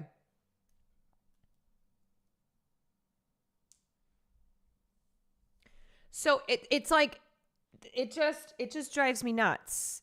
It drives me absolutely nuts. The Dems laying the groundwork for all of this. It's like, how now are you talking about how cruel Donald Trump's deportation actions have been? How, this is denying of due process, that this is inhumane, that this is not what America should be, the way that we are treating immigrants in this country, the way that we are treating protesters, blah, blah, blah, that like this is about free speech, yada, yada.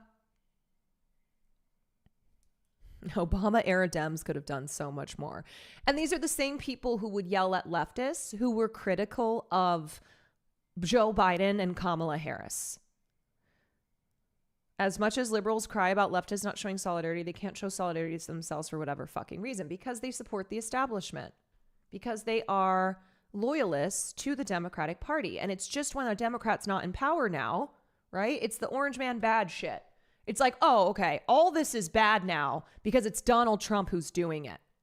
And of course, it's like you have these fucking liberals, man. These liberals have not stopped since the election being like, oh yeah, well, this is what you guys wanted. Haha, activists. You hated black women so much that now you've doomed Gaza. You've doomed Palestinians. It's like, oh yeah, because things were so good for them when Joe Biden was in office. Yeah. And then when Kamala Harris would have taken over, things would have been great. And just, Didn't the Dems also sabotage Bernie Sanders in favor of Clinton? Yeah, they did it twice. Okay. Back when they were going against each other, they did it twice. When he was running against Clinton, when he was running against, and then they did it with Biden. Like, we need Dems to do something meaningful, but it exemplifies how even libs want Dems to do literally anything when they're treating Booker like a revolutionary. Right. And I said this yesterday about Cory Booker's 25-hour speech. Okay. So it was not a filibuster. It was a speech that he delivered in the Senate, and it now has it's the record for longest speech. It beat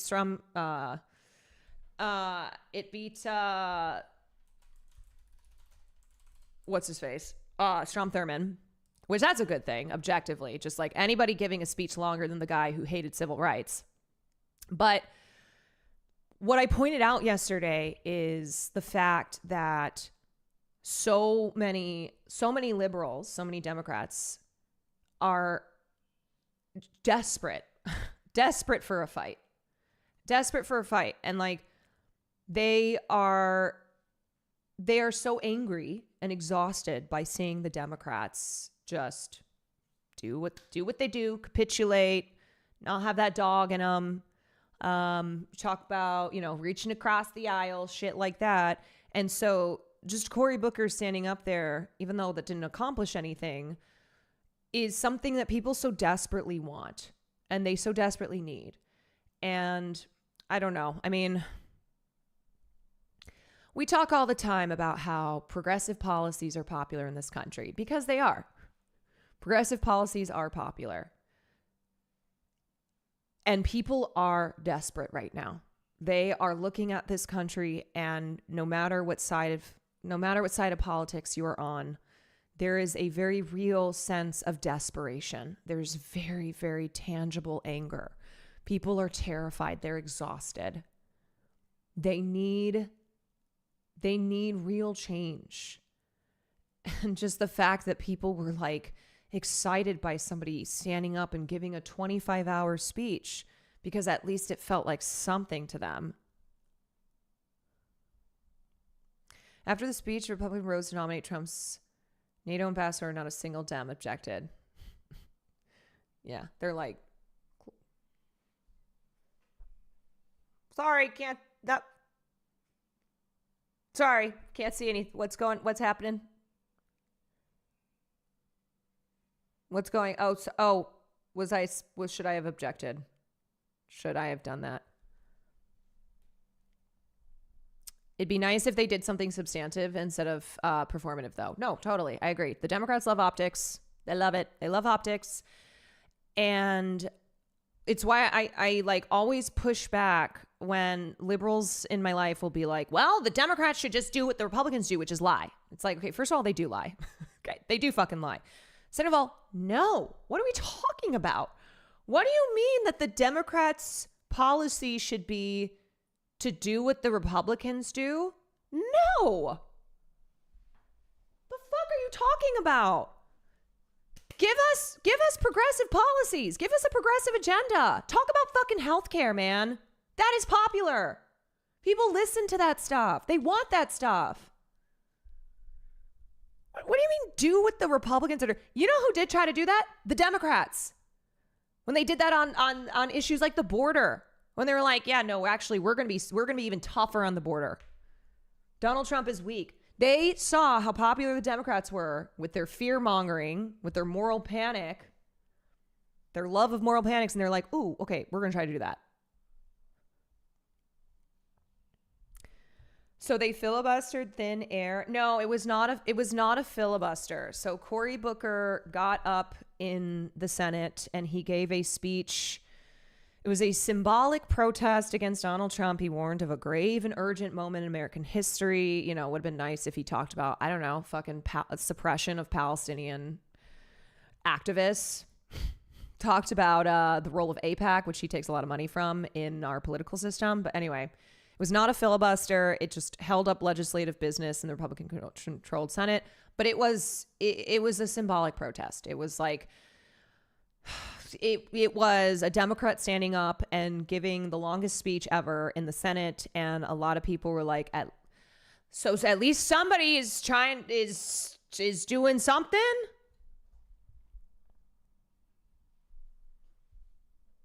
Yeah, I mean, I do not like Cory Booker. Okay, I do not agree with Cory Booker's politics. Do not like Cory Booker, but I think what's important to see, what's important to take away from that is how that excited people. How people are so desperate for something. Okay, let me finish this thread and then I want to watch this other Robert Reich video. The tariffs are designed to create economic hardship. Why? So that Trump has a straight-faced rationale for releasing them, business by business or industry by industry. As he adjusts or grants relief, it's a win-win. The economy improves and dissent disappears. And once Trump has the lawyers, colleges, and industry under his thumb, it becomes very hard for the opposition to have any viable space to maneuver. Trump didn't invent this strategy. It's the playbook for democratically elected leaders who want to stay in power forever. The tariffs aren't economic policy. They are political weapons. But as long as we see this clearly, we can stop him. Public mobilization is working. Today, a few Republicans joined Democrats to vote against one set of tariffs. The people still have the power. I think it was... Hate to say it, but I'm glad Rand Paul's out there because this is the type of argument that will resonate with Republicans. Tariffs have also led to political decimation When McKinley most famously put tariffs on in 1890, they lost 50% of their seats in the next election. When Hot Smoothie put on their tariff in the early 1930s, Yeah, so basically Rand Paul's like, we will not win elections doing this. We will lose. we lost the House and the Senate for 60 years. So they're not only bad economically, they're bad politically. Tariffs have also led to political decimation. When McKinley most famously put tariffs on in 18... Yeah, I mean, he's correct. He is correct. And I think that that is something that Republicans should be scared of. It's like, this is not just bad economically, but it is bad politically. I was like, is Caroline a daytime streamer now? Just here and there. Like to do a little daytime stream.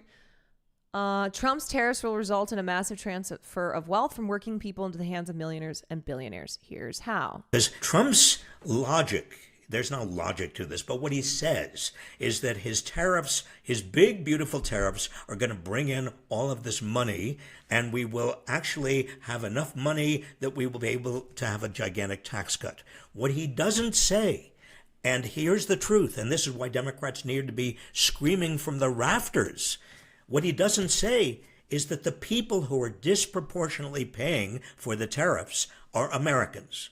Tariffs are like regressive taxes. They hit the poor and working class pocketbooks much, much, much more significantly than they hit the pocketbooks of the wealthy and the paychecks of the wealthy versus the paychecks of average working people. And yet Yeah, so just to break that down again, regressive taxes, it's a system where those who are disproportionately affected by the taxes are lower income individuals. So your tax rate decreases as your income increases. So a larger percentage of your income is taken the lower your income is. Richard Wolff was on Democracy Now! Yeah, I actually do have that video. tax cut, like the first Trump tax cut, is primarily going to benefit the wealthy. Put those together, and you have a gigantic redistribution upward from working people and the poor to the very wealthy. That is a scandal.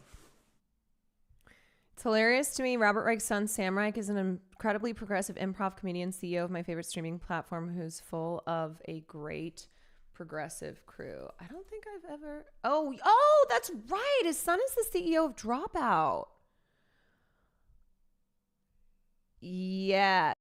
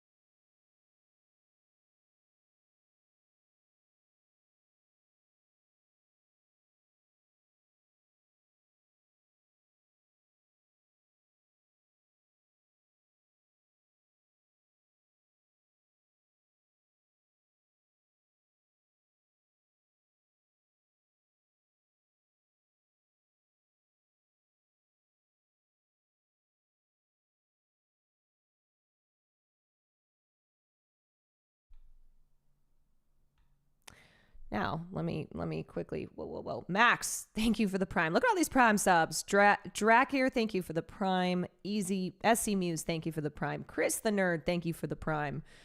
You know what's amazing is every time I'm like, remember, if you have an Amazon Prime, you get 1 free Prime sub a month. People really do forget. They do. The reminder always when they're like, oh, I forgot that. Yeah, I haven't used it. Chris the Nerd, thank you for the Prime. Be here now, thank you for the 9 months of Prime.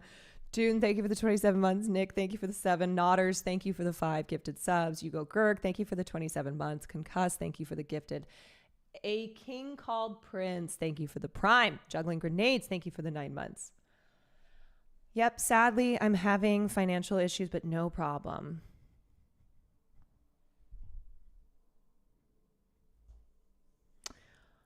You are genuinely an amazing person. Oh, Sabex Tiger.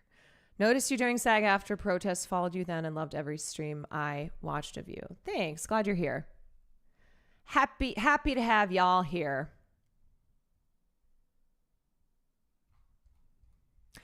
This is why Caroline is my favorite streamer on the platform. I will always prioritize watching her streams over other streamers. That's right, baby. We never stop, never stopping. Never stop, never stopping. I found you on Hassan's Japan stream and have been lurking since. We love lurkers. We do. Lurkers also power. They power the stream. My girlfriend uses her Prime here to watch on the TV, but I watch on my computer, so I'm good. Hells yeah. Let's go. Most of my subs have been from Prime. Try and be here for every stream. Get a lot of my news and pop culture news from here. Excellent. Wonderful. Wunderbar. Okay, let's watch Richard Wolff yell about Trump's trade war and tariffs. This is Democracy Now!, democracynow.org. Lurkers Unite. I'm also a mail viewer. What's up? Welcome. Global stock markets are tumbling Nazi, after and thank you for President the Trump gifted. unveiled the biggest hike in global tariffs in modern U.S. history, including a 10% blanket tariff on all imported goods from about 185 countries. In addition, many U.S. trading partners, including the European Union, China, and Japan, will see even higher tariffs. China now faces a total 54% tariff. Trump announced the plan during a speech in the Rose Garden at the White House. My fellow Americans, this is Liberation Day. Waiting for a long time. Watching Caroline and Will together brought us close. No joke. I love that. I love that you and your girlfriend have have bonded over watching myself and Will Neff. April 2nd, That's what we're here for. That's why we started will streaming. forever be remembered as the day American industry was reborn. We're the making day America America's great again, destiny folks. was reclaimed, and the day that we began Liberation, to folks. make America wealthy Oh, again. we're gonna make we're changing it up. It's not make America great again. It's make America wealthy again. Gonna make it wealthy, good and wealthy. Good and wealthy. For decades, our country has been looted, pillaged, raped, and plundered by nations near and far, both friend and foe alike. American steel workers, auto workers, farmers, and skilled craftsmen. We have a lot of them here with us today. They really suffered gravely. Oh, yeah. I mean, remember, the top 50% of households control 97.5% of the country's assets. So, absolutely, the economic divide in this country has only worsened. Unions have been weakened. The working class and the poor in this country have had to bear the burden of neoliberalism, of decades of just disastrous policies, and unfortunately, Trump's tariffs, as big and beautiful as they are, is not going to fix this problem. Abalodi, thank you so much for the 10 gifted subs. I'm usually a lurker, but I really appreciate the friendly streams. Welcome in. That's crazy coming from someone found liable for actual sex crimes. yes, somebody who has gotten a lot of his wealth from doing the exploitation, doing the raping and pillaging that he's talking about here. They watched in anguish as foreign leaders have stolen our jobs, foreign cheaters have ransacked our factories, and foreign scavengers have torn apart our once beautiful American dream. The impact of Trump's tariffs are expected to be felt around the world. While Trump claims the tariffs will boost the U.S. economy, many economists fear it could lead to a recession or worse. Trump's trade war could also shift global alliances as countries seek new trading partners. China, Japan, South Korea have already announced plans to increase trading ties and coordinate their response to Trump's tariffs. We begin today's show with Richard Wolff, professor of economics emeritus, University of Massachusetts Amherst, visiting professor in the graduate program in international affairs at the New School. He's the founder of Democracy at Work and hosts a weekly national TV radio program called Economic Update, the author of a number of books, including most recently Understanding Capitalism and The Sickness is the System, when capitalism fails to save us from pandemics or itself.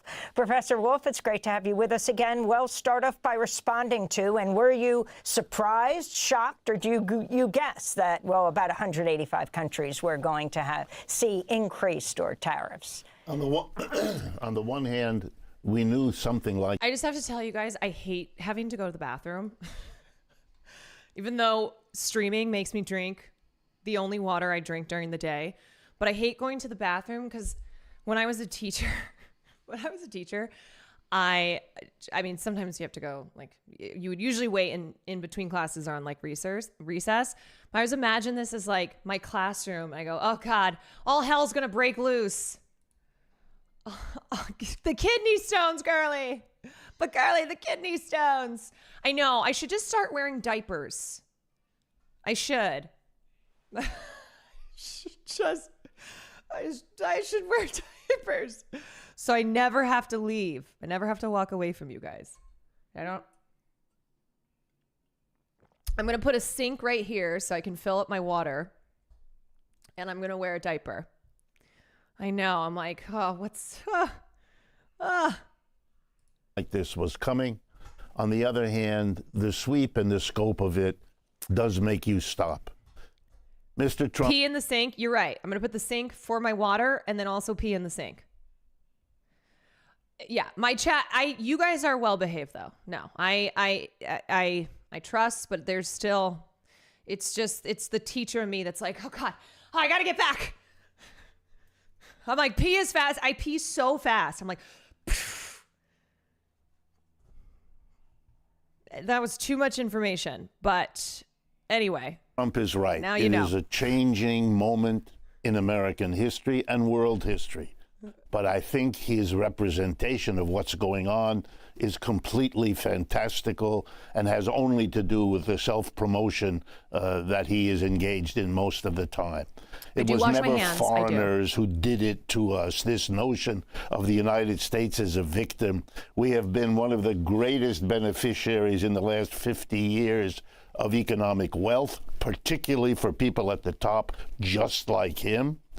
It has nothing to do with foreigners taking advantage of us. This attempt to make himself strong and powerful relative to others, to blame the foreigner. These are cheap shots that a real president wouldn't do. And there's the most important point. The American economy is in trouble. The American empire is in decline. We don't want to discuss it in this country. We engage in denial, and instead we are striking out at other people, a sad way of handling a decline. The British Empire declined before us, so did all the others.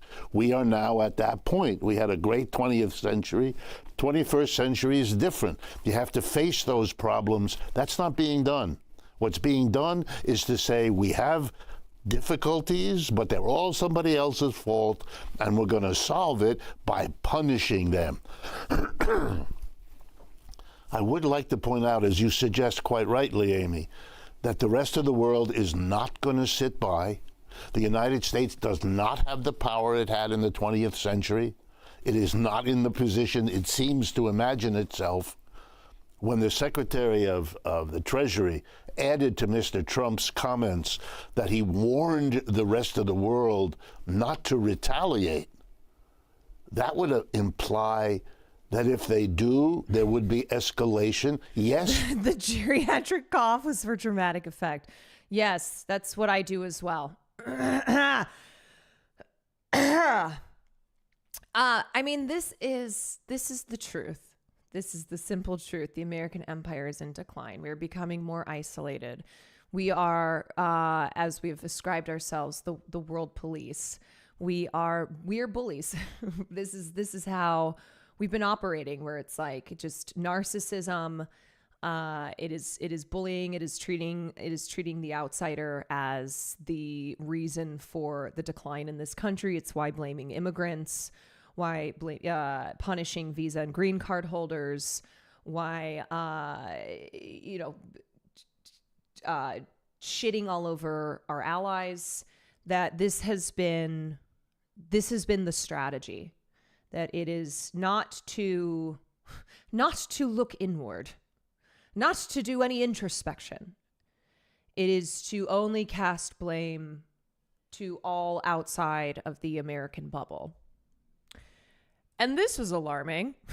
Or like this is something that we've been talking about, but how there is so much of what's happening is only furthering our decline, is only furthering America losing its place in this world.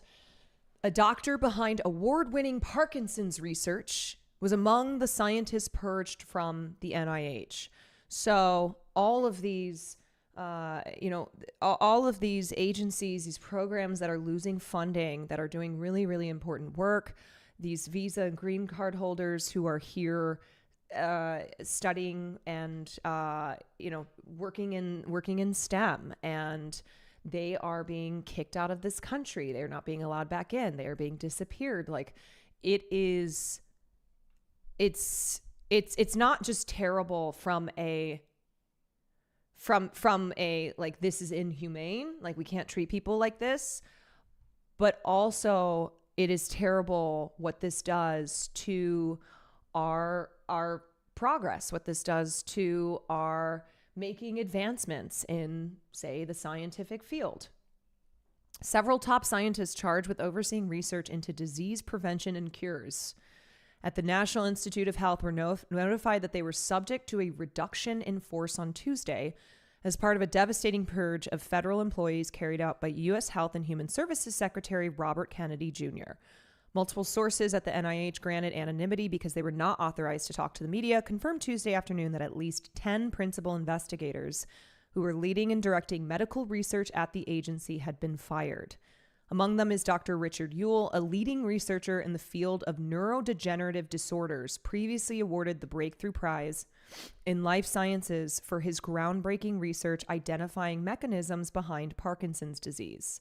The Breakthrough Prize ceremony, often referred to as the Oscars of Science. I love that so many things are in the context of like the Oscars.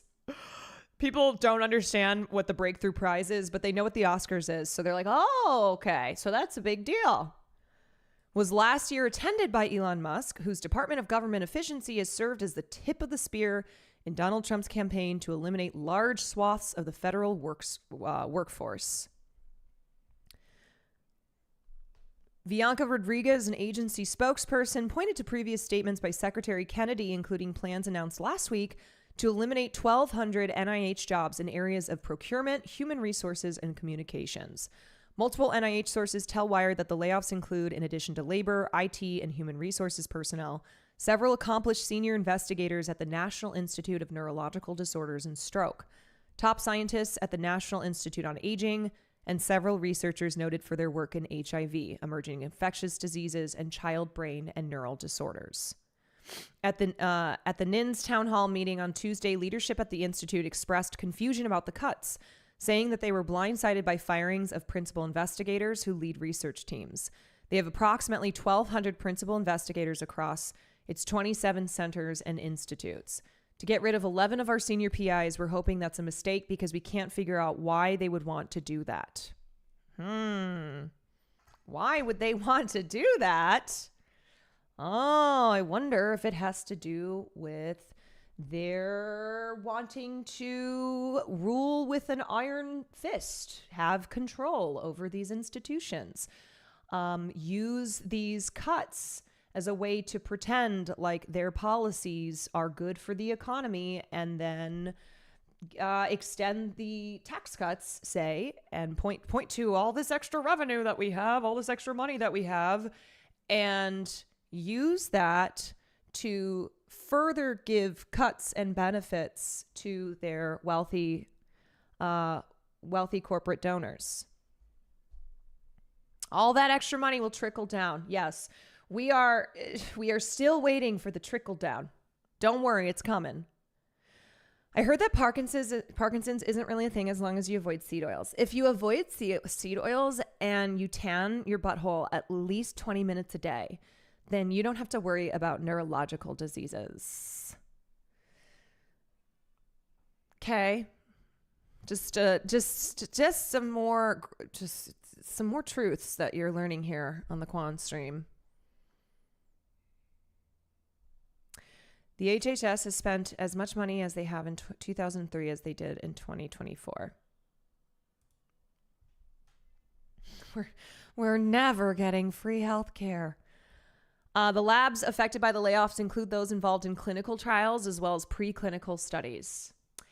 I told a story, I think maybe a couple weeks ago, about a friend of mine, my old roommate from college, whose daughter is sick. She has a rare seizure disorder. And they were very excited because after a year of going to the doctors, not getting good news, she was accepted into a clinical trial. And because of these NIH cuts, which we're reading about here, it is threatening the funding for this trial, funding that had already been guaranteed. So, yeah, this is not just theoretical. Like, this is already having real life consequences. Gonna start doing that. Thank you, Dr. Quan. Dr. Quan was my father. I am Doctress Quan. An email sent out Tuesday to more than 2,000 recent college grads, graduate students, and postdoctoral fellows working at NIH seems to confirm the firings of multiple PIs. Many of us know someone directly or indirectly who received a termination notice today as part of an HHS-wide reduction in force. The NIH supports young researchers through various programs, typically temporary 1 or 2 years fellowships.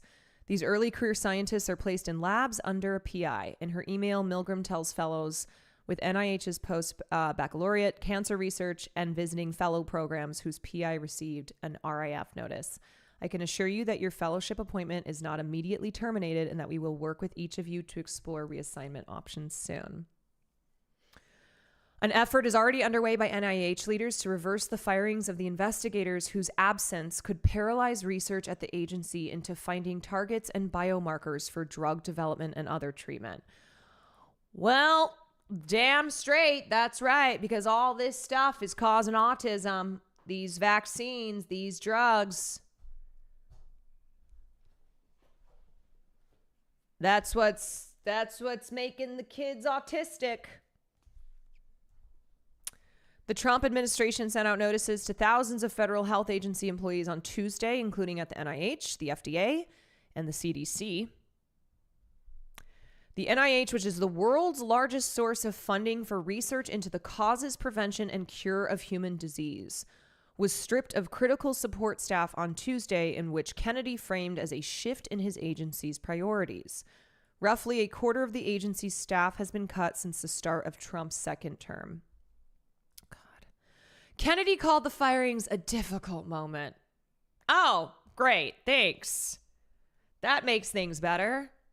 While blaming the size of his department's budget, this overhaul is about realigning HHS with its core mission to stop the chronic disease epidemic and make America healthy again.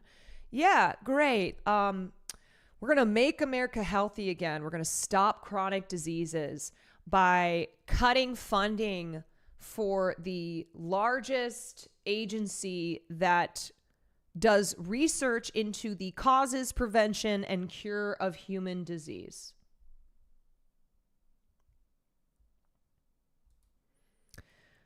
You're going to make America healthy again by everybody just sunning your asshole. A senior scientist at NIH tells Wired the impact of Tuesday's layoff was sheer chaos, with the firings of the lead investigators projected to widely impair and impede diverse ongoing research ranging from mechanisms within cells in the brain to human patients with neurologic conditions. It's extremely disruptive to lose the head of a lab, but this is also disruptive for every single lab that does remain at NIH because they've removed so much of the administrative support that's necessary for us to function. On Tuesday, U.S. Senators Bill Cassidy, a Republican from Louisiana, and Bernie Sanders, an independent from Vermont, sent a letter to Kennedy inviting him to an April 10th Senate Health, Education, Labor, and Pensions Committee meeting on the HHS reorganization. During his confirmation process, Kennedy committed to providing quarterly updates to the Help Committee, which Cassidy chairs. This will be a good opportunity for him to set the record straight and speak to the goals, structure, and benefits of the proposed reorganization. Oh, God. I know. Oof. So that's some fun news over there. Sorry for the little fun little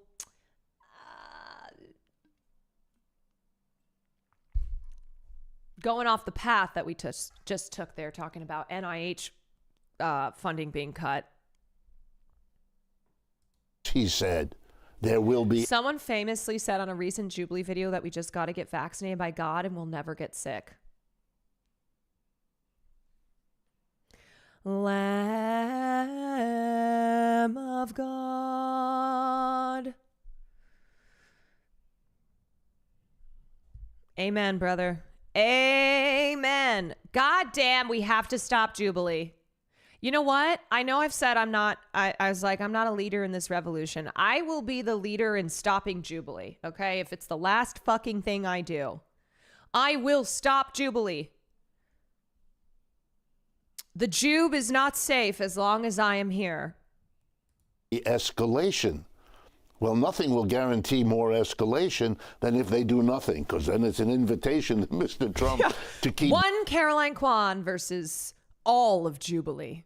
Doing it as each of these efforts doesn't work. Given how dramatic this was yesterday, is it possible he was deciding this to the very last second as they put this off? And explain exactly. You're a professor, you're a teacher.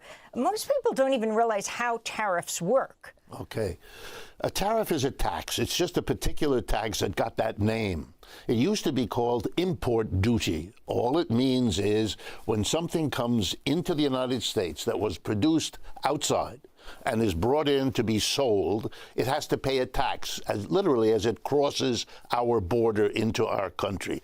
It is paid by the American company that brings it in, which may pass it on to the consumer, usually what happens, and the tax goes to Uncle Sam. It goes to Washington. Mr. Trump loved to suggest that tariffs were paid by the others, a little bit like Mexico would pay for the wall. Never happened. It's not going to happen here either. It's an American tax.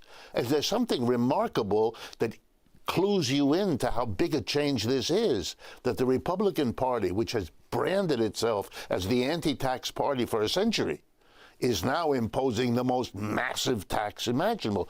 Why this big change? Because we have big, big problems, and this kind of slapping the rest of the world is an attempt to solve a little bit of them, but it is not going to work because we don't have the power to do it anymore. This is economic terrorism, straight up. Economic terrorism, and like I said exactly what Amy was saying here, where I think a lot of people don't even understand what tariffs are. Like, it's important to break this stuff down as simply as possible to be like, look, a tariff. So that's the way Fashan would say it. A tariff, darling, a tariff. It's a tax, darling. It's a tax on the goods and services that are coming into this country, but that is a tax, darling, that's going to fall on you. You, the working class, part of the working class in this country, darling, you are going to be suffering because of these tariffs. It's not good, darling. It's not good for you. There's not a single argument that is based in facts that will make the statement true that these tariffs are good for the working class. No, they are not. Hello, rest of the world here. We actually really were conspiring against America. I mean, we're just a fucking joke.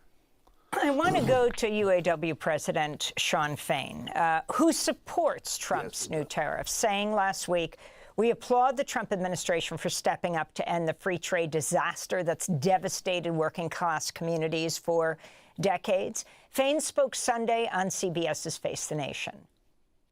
We've seen over 90,000 manufacturing facilities leave the United States. We've seen, in the big three alone in the last 20 plus years, 65 plants have closed.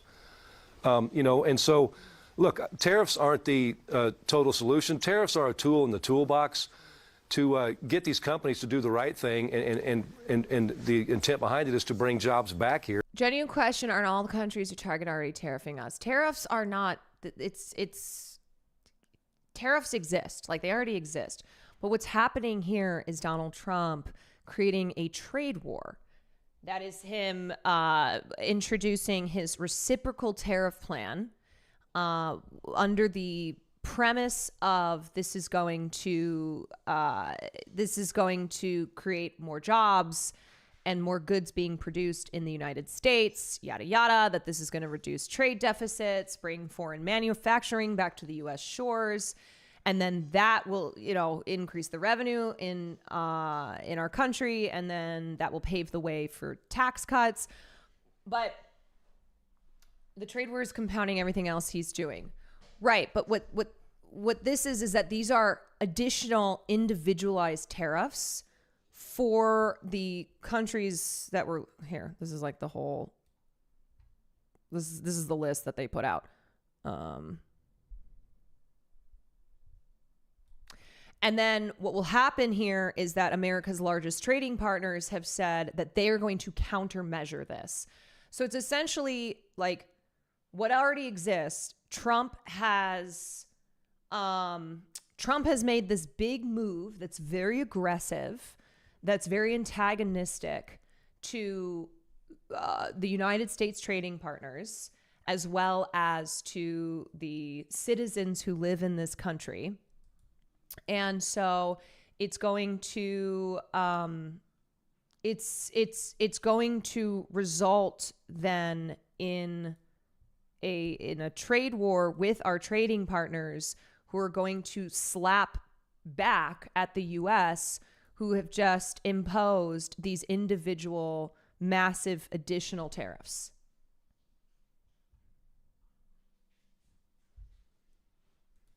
To get these companies to do the right thing, and the intent behind it is to bring jobs back here, and invest in the American workers. If they're going to bring jobs back here, they need to be life-sustaining jobs where people can make a good wage, a living wage, have adequate health care, and have a retirement security, and not have to work 7 days a week or multiple jobs just to scrape to get by paycheck to paycheck. Implementing a minimum baseline tariff, which he had announced as 10% on pretty much all imports, it's not an economically sound policy. Like, tariffs are not something like each individual country having a baseline tariff is not it's not smart economically. It doesn't make any sense. Paycheck. Well, while UAW President Shawn Fain praised Trump's tariffs, he also said he had great concerns about President Trump's move to eliminate contracts for 700,000 federal workers, the firing of workers at the National Institute of Health and other agencies. I was a bit disappointed. I like Shawn Fain, many of us do.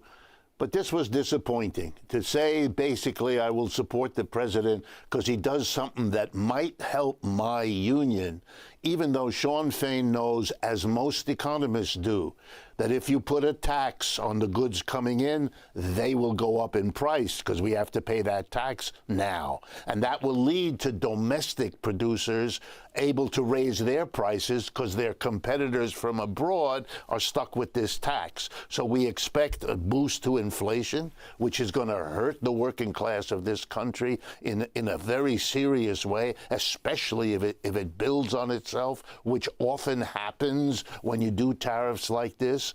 And I want to remind everyone, including Sean Fain, that the auto workers also represent workers in places that need export markets, that produce in America and sell abroad. When those countries retaliate, as they likely will, we will lose export markets, and that will mean fewer jobs. And no one, let me stress, no one now knows whether the jobs lost from this trade war will be greater or smaller than any jobs that are gained. It is a big risk being taken by Mr. Trump, and if it doesn't go well, it'll be very bad for the American economy. It will produce the recession folks are worried about, because if the prices go up, people buy less, and that loses jobs. When you look at all of this, this is an incredibly risky effort to blame the world, punish the world, and then cross his fingers, which is what he's doing, hoping it comes out all right. Reminds me of the football metaphor. This is a Hail Mary pass. You throw it down the field. You hope it bounces into your team's hands. But that's all it is, a long shot. And it's a sign of how troubled the American economy now is. If you can put this in the bigger picture, talk about the tax cuts and how they fit into the tariffs, what is it, something like $4 trillion in tax cuts and who benefits? And then talk about the other issues that President Trump keeps saying that they're not going to touch, even though what many call his co-president, Elon Musk, whether he steps back from being, giving speeches or not, going after Social Security, issues like Medicaid. Let me start with the tax issue. The biggest single thing that Trump did in his first presidency was the tax cut of December 2017. And when that tax cut was written into law, it had a sunset. It expires this year, 2025. If that expiration is allowed to happen. Sorry if you've answered this before, but will this affect other countries? If so, how? Oh, absolutely. So, for example, so the tariffs that he has announced, these will be paid for by the businesses which import goods into the U.S. But the businesses are not going to consume.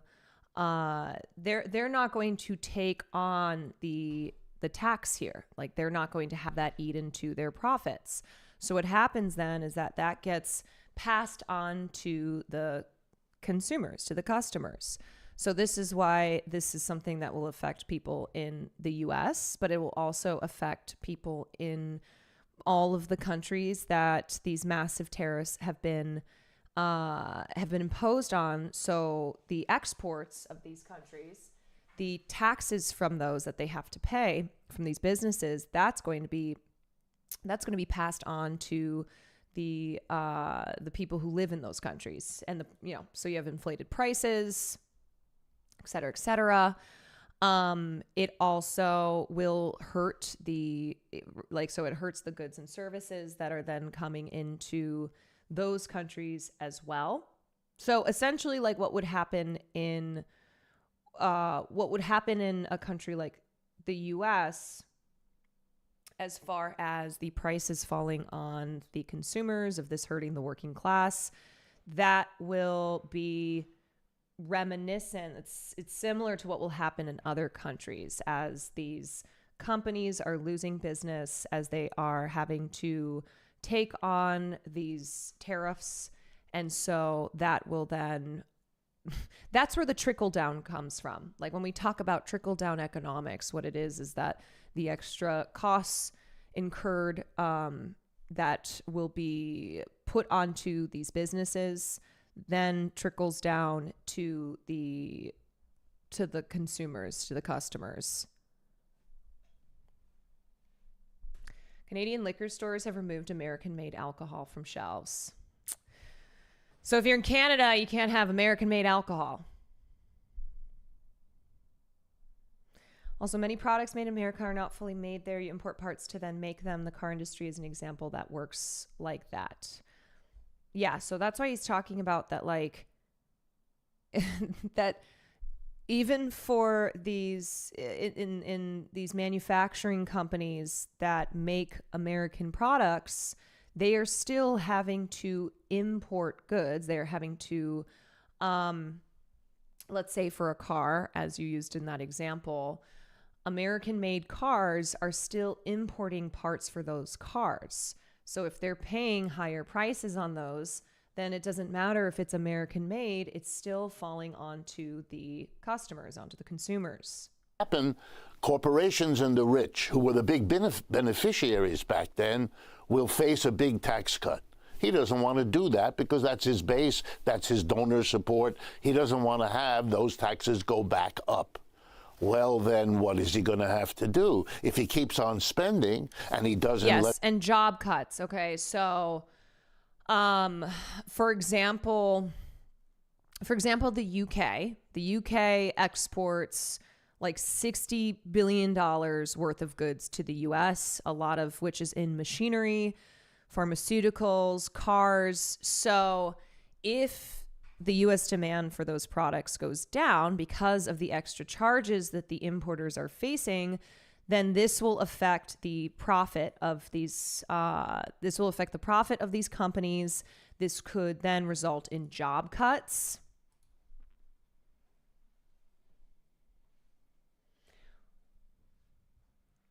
Yeah, you go to the grocery store here in Canada, all our own products are on your eye line above, while American products are on the bottom. Can't get my, wait, what's like a Tito's? Where's that made? Tito's vodka. Tito's vodka is produced in Austin, Texas. My Tito's vodka.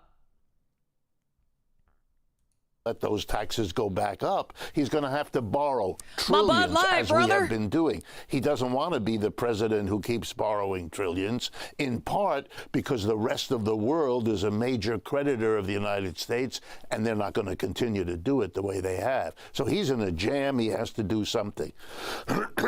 So his hope is to savage the expenditures in this country. Look what he's doing. Mr. Musk stands there with a chainsaw to give us the clear implication, I'm going to solve the problem on the backs of the working class. I'm firing them all. I don't care what the rest of the working class suffers. I'm going to fire all these people without notice, without plan. Calling this efficient is a silly joke. An efficient process takes time, takes experts. You're not doing that. You're just wholesale firing. Calling that efficiency is an attempt to fool people that shouldn't make any difference. Mr. Trump is now in a jam. He can't get out of this without in some way solving the problem that has been built up. And there is no way other than the one he's doing, because it's the last gasp of how to take away from the mass of the people the ability to borrow. I mean, let's be honest. If you put a tariff, you make everything coming in from abroad more expensive. That means people will buy less of it. They'll shrink their standard of living. If American companies take advantage of the tariff. Yes, that's another thing, that interest rates may stay higher for longer. So global inflation has already been a problem. And if with economic and global trade being as uncertain as it is right now because of the U.S. tariffs, then that could prolong the interest rate staying where they are and not being cut in an effort to try and curb inflation. And so that's bad. If prices are being pushed up for long enough, it's affecting the rate of inflation, then your interest rates are going to stay higher for longer. One of the tricky things, and I guess also a topic of debate here in Canada, is the support of American brands that are manufactured in Canada, like Coca-Cola is made and bottled locally. regionally, so there's debate if that's still Canadian, as it's made in Canada by Canadians and using Canadian water. You know what? Canada, you just claim whatever you want. Just take whatever. What am I going to do without my Bud Light, Coors, Bud Light, Budweiser, Coors, Miller Lite? Yeah, you're going to have to drink good beer.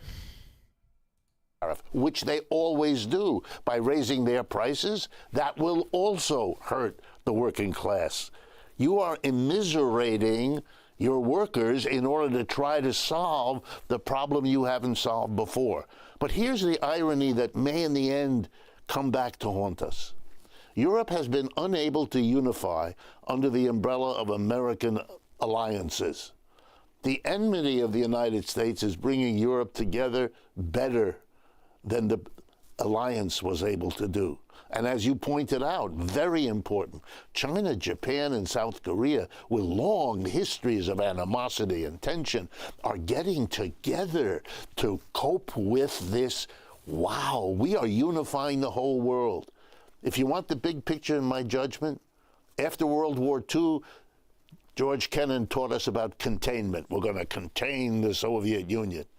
The irony, which the philosopher Hegel would enjoy, we are becoming contained. We are isolating ourselves. The votes in the UN are the United States alone, or the United States and Israel and 2 or 3 other countries. Yeah, the EU was like, you come for one, you come for all of us. The EU countries in the EU, they're uniting with one another and saying to America, you come for one of us, you come from all of us. Isolation politically, the isolation now economically. Yeah. Thank you, Trump, for uniting Korea, Japan, and China. As a Korean Canadian, I would never have guessed this would have happened. We are the rogue nation for the rest of the world. We may not want it, we may not agree, but it doesn't really matter if that's how they perceive us. And that's what's happening. You talked about South Korea, Japan, and China joining together. One of the biggest announcements of tax cuts was against Taiwan. It's just a little more complicated for Taiwan to join that group. And also another one was Vietnam, which got a very heavy whack. I mean, is there no recognition of what the United States did to that country? Maybe you wouldn't want to crush them with this kind of a thing after. I mean, as I'm saying, this is a change. This is a sign to the world that as the United States empire declines, this is a nasty place that's going to, gesture and thrash around, doing damage everywhere as it copes with its own decline. I'm sorry. I know things are dire. Things are dire, but we do need to laugh, and this tweet is fucking killing me. Girl, the tariffs is the new excuse I'm using to not go out. But girl, the tariffs. The tariffs, girl. We can't. Yeah, if you're feeling pressure to like go out and do something and you really don't want to, you just be like, girl, the tariffs. Do you think the ADL would come out against the tariffs if we frame the 17% tariff on Israel as BDS? It's a good idea. The 17% tariff on Israel is BDS. No, as long as we keep giving them billions of dollars in military equipment and aid. But we could try it. Hey, want to go out? Girl, the tariffs. Former Greek finance minister Yanis Varoufakis recently wrote a piece. In this tariffed economy, I simply cannot. You're asking me if I want to go get a coffee? In this tariffed economy? Are you insane? Are you crazy? Are you crazy? Headline, Donald Trump's economic master plan. He wrote, quote, "This is what his critics don't understand. They mistakenly think he thinks that his tariffs will reduce America's trade deficit on their own. He knows they won't. Their utility comes from their capacity to shock foreign central bankers into reducing domestic interest rates. Consequently, the euro, the yen, and the renminbi will soften relative to the dollar. This will cancel out the price hikes of goods imported into the U.S. and leave the prices American consumers pay unaffected. The tariff countries will be, in effect, paying for Trump's tariffs. Do you agree with that, Professor Wolf? No, even though Giannis and I do a lot of work together, so normally I defer to him. He's wonderful in his analysis. I don't think this is correct. Is it a possible outcome? Yes. You know, we're in a situation. I think that also helps Trump, because that's what he says. Like with the wall, Mexico's going to pay for the wall. With the tariffs, it won't be U.S. consumers. It'll be other countries paying for the tariffs. And like that is helpful for that is helpful in supporting Trump's arguments for why he's doing these things, when like we already know, like the Mexico paying for the wall, that didn't happen. It was stupid. I mean, there never should have been a wall in the first place. Let me put it this way. Tariffs are not new. They've been around for hundreds of years. If you teach a course in international economics, which I've done, you tell students, here are 1,000 books, here are 5,000 articles. We know.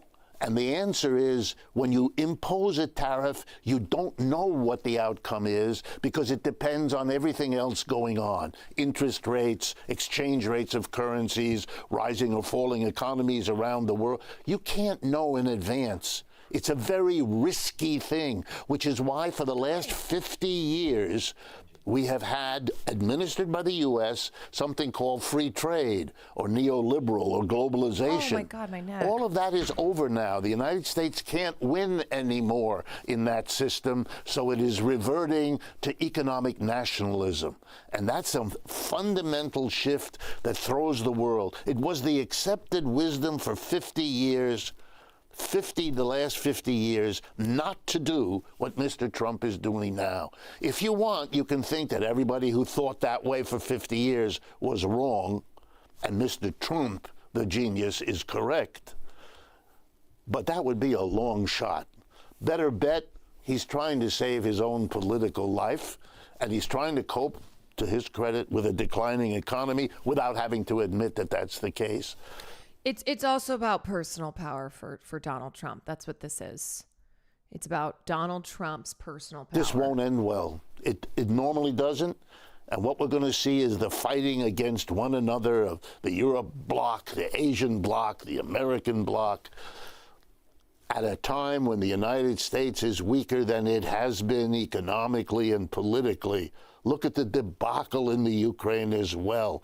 The misunderstanding that the Russians could turn to the Chinese and the Indians to cope with the costs of that war in a way that hadn't been calculated, and is turning out to shape the outcome. And it's not a question of which side you're on, but just watching how it lines up. That's the problem. 30 seconds. As you often talk about, are you seeing this as the beginning of the end of American empire? Yes. I think we are already in 10, 12 years of that decline. It can't. Here's a single best statistic. If you add up the GDP, you know, the total output of goods and services in a year for a country, of the United States and its major allies, the G7, it's about 28% of global output. If you do the same thing for China and the BRICS, it's about 35%. They're already a bigger block of economic power than we are. Every country in the world thinking about building a railroad or expanding its health program, they used to send their people to Washington or London to get help. They still do. But when they're done, they send the same team to Beijing, New Delhi, Sao Paulo, and they often get a better deal. The world is changing, and the United States could cope, but as with alcoholism, you have to admit you have a problem before you're in a position to solve it. We have a nation that does not yet want to face what this all adds up to. Yes. And I think, okay, so I think the important thing to understand is that the more a tariff puts pressure on consumers, encourages consumers, puts pressure on them to buy goods that are domestically produced, it is going to generate less revenue. And so his tariffs in many, many sectors are incredibly high because, as Trump has said, these big, beautiful tariffs are going to, it's going to produce more goods in the United States, that this is going to be good for U.S. manufacturers, is going to create more jobs, et cetera, et cetera. But these tariffs, and I think what Richard Wolff was talking about is like, we still have yet to, like, we are going to be seeing the outcome, okay? And the most likely outcome is that this will be a disaster. And the tariffs that have been proposed will not be able to provide enough revenue to offset the tax cuts that will be that are going to be extended. And it also will not be enough to replace the federal income tax. And then additionally, he was talking about how actually the tariffs could hurt U.S. manufacturing for multiple reasons. So this is being touted as good for U.S. manufacturing, that we're going to import less foreign goods, and we're going to export more American-made goods, and we're going to people in this country are going to buy American products made by American companies, and it could actually hurt U.S. manufacturing. Could reduce the wages of American workers. It could raise costs for U.S. manufacturers because they're still importing parts from other countries, and there's going to be high tariffs on those parts that are being imported. Countries that are already saying they're going to be retaliating against these trade policies, that they're going to implement countermeasures. The EU is like, you come for one of us, you come for all of us. They're going to place tariffs on American-made goods. That is going to then hurt the sales of American manufacturers. So this idea that like, okay, we're going to fuck you, and then we're still going to try to we're going to export our stuff still. Well, these countries are like, great, then we're going to fuck you back. We're going to put tariffs on American-made goods, and that's going to reduce the sales of American manufacturers.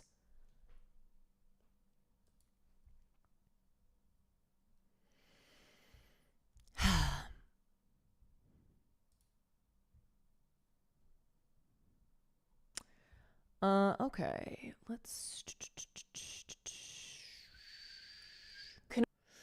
How much time do I have? I might have to save this video for another day. What's depressing? What's depressing? The East and Europe are talking. Yes, like the globe is uniting around. The globe is uniting in their in their opposition to Donald Trump in the United States. Like the world is coming together. The world is coming together to fight back against the U.S. What's depressing? This haircut, everything. What isn't depressing? Okay, I want to watch this short video on what really caused the Great Depression, because there are a lot of people who are talking about the Great Depression 2.0 who are like, oh God, it's the 1920s into the 1930s all over again. And I said this before. Excuse me. I said this before, but the tariffs that the U.S. government imposed, namely the Smoot-Hawley Tariff Act, that is not what caused the Great Depression, but it certainly worsened it. It was terrible for the economy, but there's a number of factors that contribute to the Great Depression. Let's take a look. I'm Mr. Beats. Well, I'll tell you what's depressing. We're still in a pandemic. It's a global public health crisis, and millions have died from COVID-19. It was all the flappers. It was too much flapping. Over the past year. But there's also been a terrible economic crisis. Most of the world has been in a serious recession. What the heck do you want? I love that his videos look like I don't know. It looks like it would be some shit that the Wiggles did, right? Like with the brightly colored background, like the bad green screen, it's giving Wiggles. Aren't you going to define what a recession is? I hadn't planned on it. I think most of my audience already knows what a recession is. Well, you said most, so clearly not everyone knows. You got to define it, man. Okay, fine. A recession is a period when the economy stops growing. You happy? Most economists say a recession is when the gross domestic product, mean the or pandemic, brother? GDP, shrinks for 2 quarters. Oh, and GDP is the total value of all final goods and services produced in a country over a period of time. The economy should generally always be growing as long as the population is growing, as it is assumed that productivity should be going up as more people are Donald Trump's Liberation Day was actually liberating the world from American hegemony. alive to produce. Skyx when better it's than Gal not, Gadot. Yeah, that's bad. During recessions, people stop buying stuff, so companies stop producing stuff, so they lose money and have to fire workers. Well, this leads to higher unemployment, lower income, and even less people buying stuff. This all leads to a vicious cycle. Well, if people aren't spending their money, then companies aren't making money. And if companies aren't making money, then they have to fire workers. And then workers without a job, they're not making money, so they're not spending money. And if they're not spending money, then the companies lose money. And if the companies lose money, then they have to fire their workers. And if the workers are fired, they don't have money, so they're not spending their money. And so if people aren't spending their money, then companies don't have money. And so we have to fire more workers, and then the more workers don't have money. And there are even more people who can't afford to spend their money. And even if more people can't spend their money, then now these companies, they're not making any money, so they may have to shut down, they're going bankrupt, and then next thing you know, everybody has no money. It goes on and goes on and goes on and goes on. Anyway, economists say Surely the nothing current bad happened when the COVID-19 US applied recession is insane the tariffs a worst century ago. global economic crisis since the Great Depression. The Great Oh, Depression, speaking in fact, of. may indeed be the worst global economic crisis in modern world history, lasting from 1929 to around 1939, but maybe longer. It had devastating effects. International trade declined by more than 65%. A third of all banks failed. Economic output went down by 25%. Unemployment in the United States got as high as 25%, and even as high as 33% in other countries. Housing prices went down 67%. Tens of millions of people lost all their wealth. Literally all. Well, also the Great Depression played a big role in in Adolf Hitler coming to power. It created the conditions for fascism taking over in Europe. But we already have fascism, so we're good, right? Like fascism is here already. So deteriorating economic conditions that lead to fascist ideology and parties taking over. Well, we got that, so that's a good thing, right? Which is double fascism. Oh, double fascism. All of it.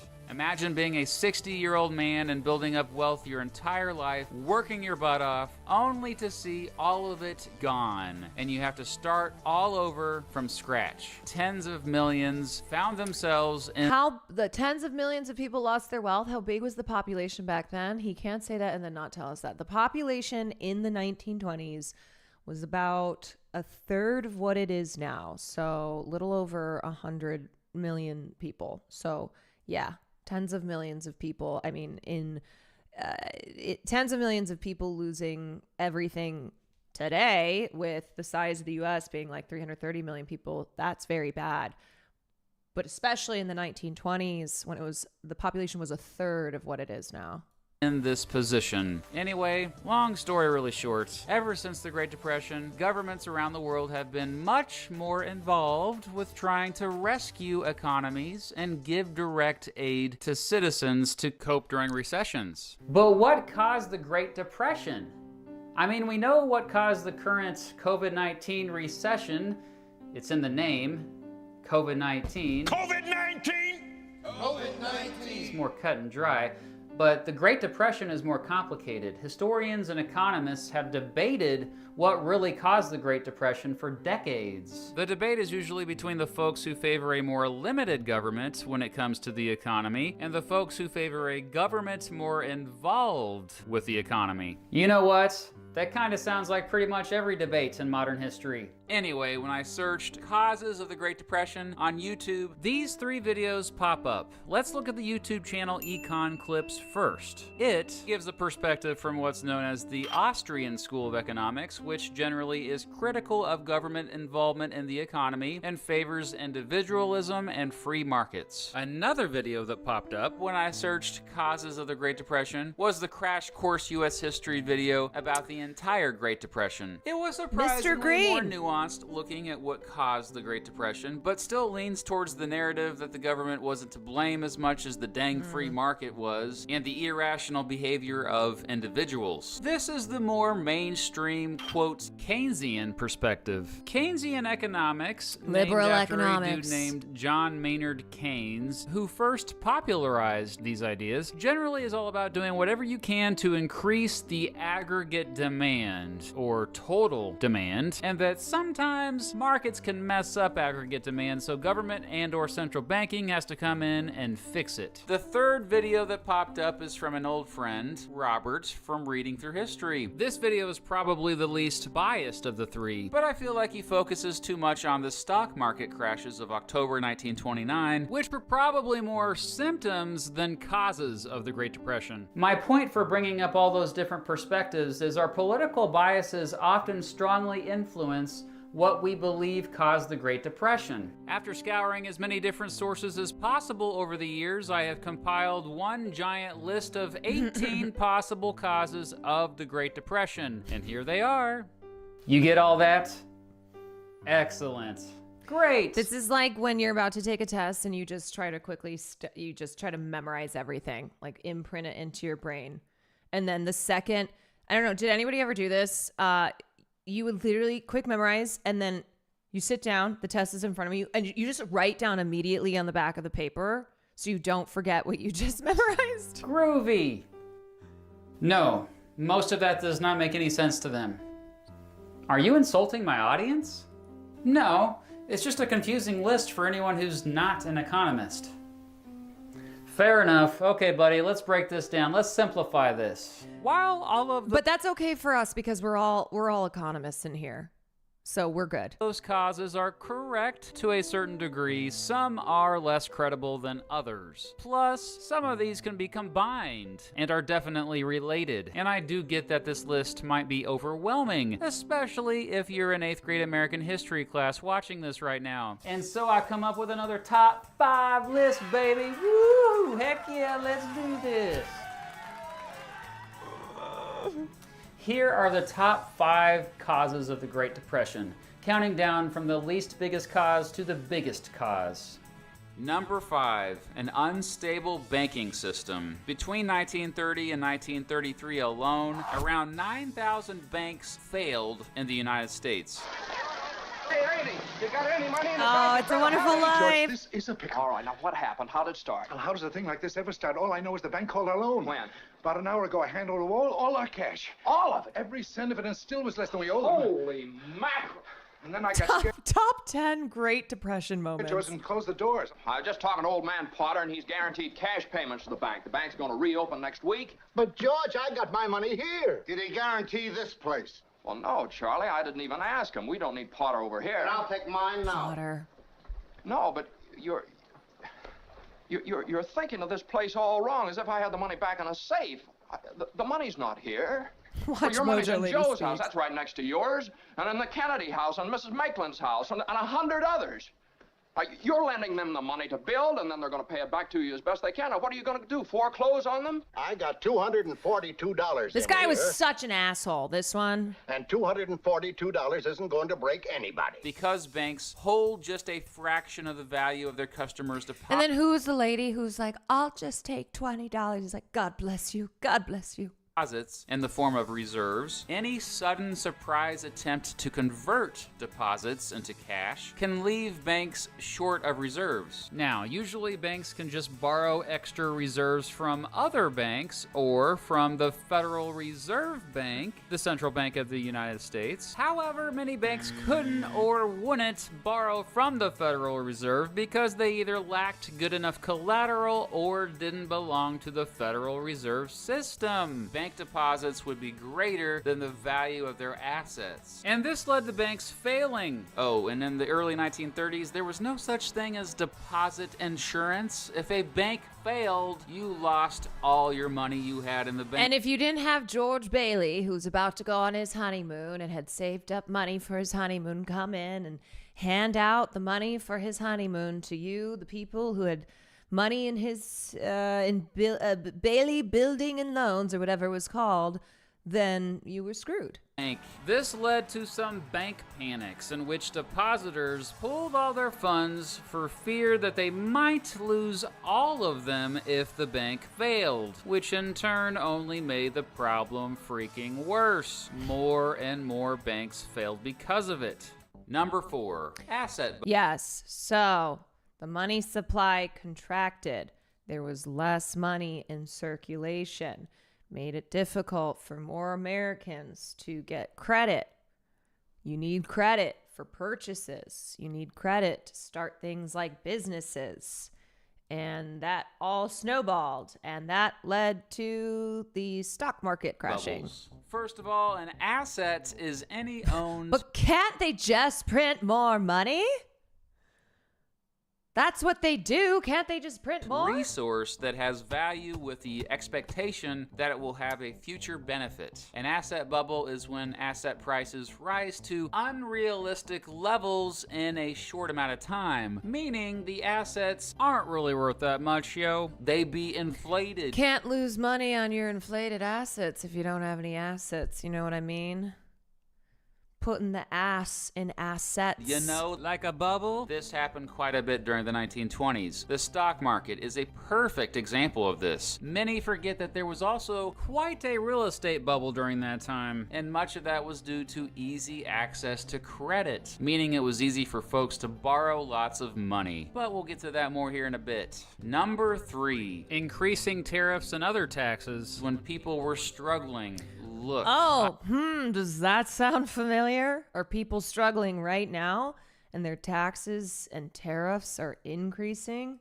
I get why President Herbert Hoover raised tariffs and taxes in those early years of the Great Depression. He raised taxes to try to balance the budget during a time when the economy was contracting. This was when we were still on the gold standard, okay? He signed the Hawley-Smoot Tariff Act to boost falling agriculture prices, which had been crippling farmers for years. In 1930, the Republican-controlled House of Representatives, in an effort to alleviate the effects of the Great Depression, passed the a tariff bill, the Hawley-Smoot Tariff Act, which anyone raised or lowered, raised tariffs in an effort to collect more revenue for the federal government.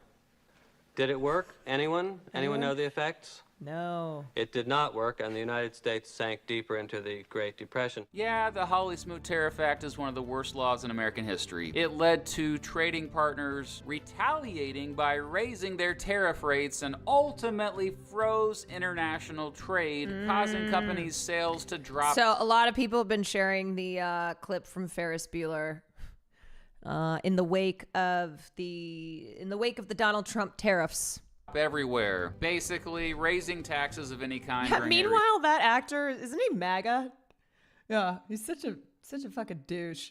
Recession is one of the worst things you can possibly do. And fortunately, since then, governments have learned not to repeat the same mistakes. Number Such a beautiful 2, word. Too much money supply in the 1920s and too little in the 1930s. Both the Austrian school folks and Keynesian folks agree that the Federal Reserve deserves at least some of the blame for the Great Depression. Well, I think it deserves a lot of the blame. First of all, during the 1920s, it implemented an easy credit policy. It expanded the money supply. It gave too much money to banks, which in turn gave too much money to companies and consumers. This policy led to an unsustainable credit-driven boom and therefore an asset bubble. Remember that? We mentioned that earlier. And then, in the early years of the Great Depression, particularly 1930 to 1932... excuse me, we call it the Great Liberation. It's the most beautiful liberation. You're going to be so liberated, folks. Trust me.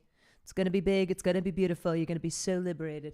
You won't even know what to do with how liberated you are. The Federal Reserve did not help the banks suffering from bank runs. It contracted the money supply exactly when it shouldn't have. Sure, it was trying to preserve the value of the dollar, with the dollar still being tied to the value of gold, but we now know that did much more harm than good. And this last one is related to number 2, of course. Number 1, too much credit in the 1920s and too little credit in the 1930s. It's well known that the expansion of credit, buy now, pay later, got a little out of control during the 1920s. For the first time, millions of Americans were buying stuff with money they didn't have, but simply borrowed. They were buying new appliances, radios, cars, and women be shopping. That's how the Great Depression happened, everybody. Women who always be shopping.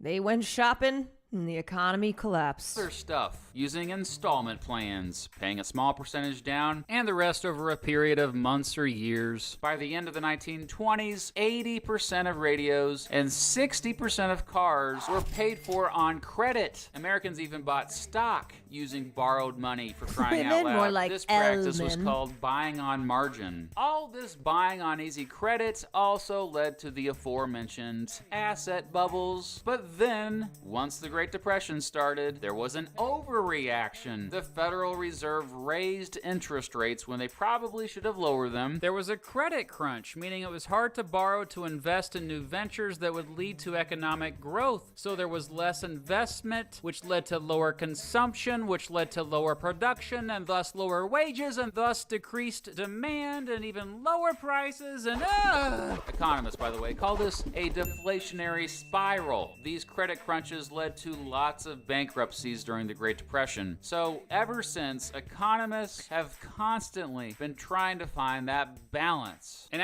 okay, so now the economy is in a better position than it was during the Great Depression.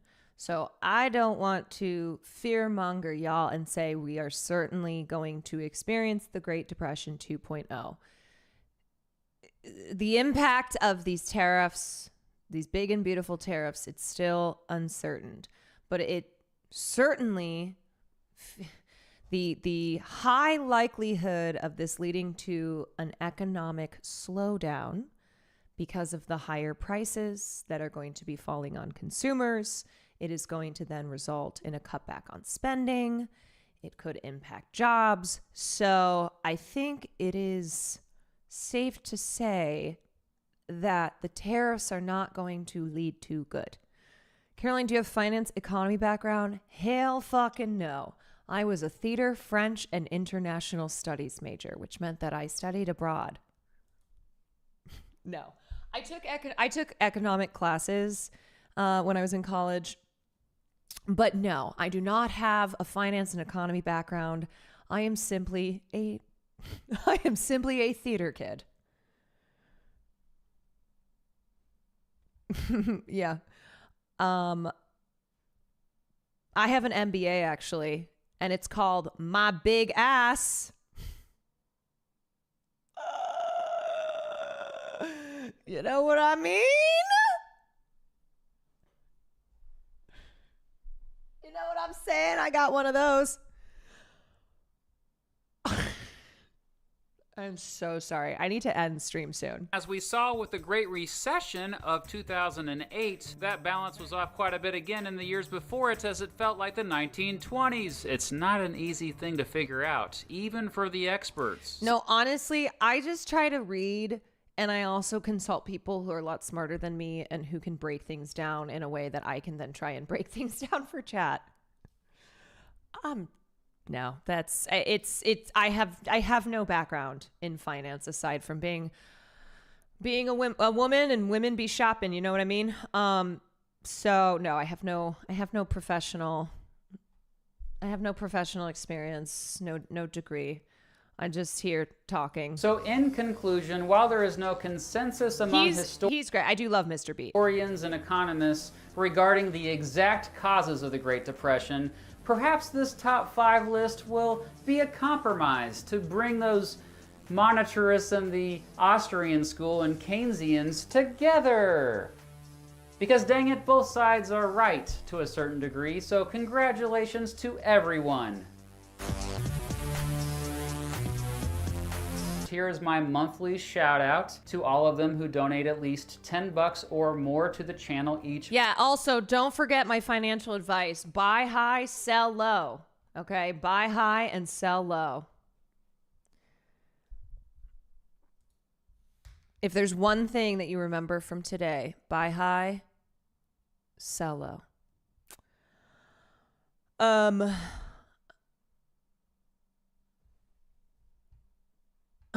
just women talking. Yeah, you know that movie? That's me. Women talking. Okay, I think his video is linked up there, but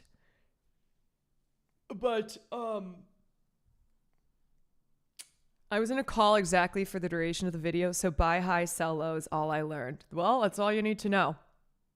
Lizzie, thank you for the 18 months. All you need to know is to buy high and then to sell low, everybody. You know what? Let me end on some good news.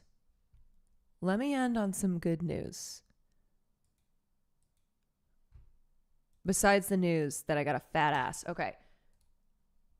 Warner Brothers completes the worldwide sale of Coyote vs. Acme. Woohoo! So if you don't know about this whole fucking debacle, Coyote vs. Acme was a film that was under the Warner Brothers banner. It is a film starring Will Forte. It's directed by Dave Green. It was totally finished. It was already getting great reviews from test audiences. Basically, people who went to see this film before it was officially going to be released were like, this is awesome. It's great. And then Warner Brothers makes the decision to shelve the film. And everybody went, what the fuck? Why? The film is done. It's getting great feedback. People love this movie. Why are you scrapping yet another completed film? So this happened, I think this was last year. And anyway, the news came out that Ketchup Entertainment, which I believe that Ketchup Entertainment is a just totally made up production company for the sole purposes of buying this movie. Because Ketchup Entertainment just sounds fake. Now, I'm all for it, right? But like, this isn't real. Ketchup Entertainment. I feel like this was created with the sole purpose of trying to save Coyote vs. Acme. Anyway, if you look at their financials, it sure seems like a front for something. I'm just going off of total vibes and the fact that it's called Ketchup.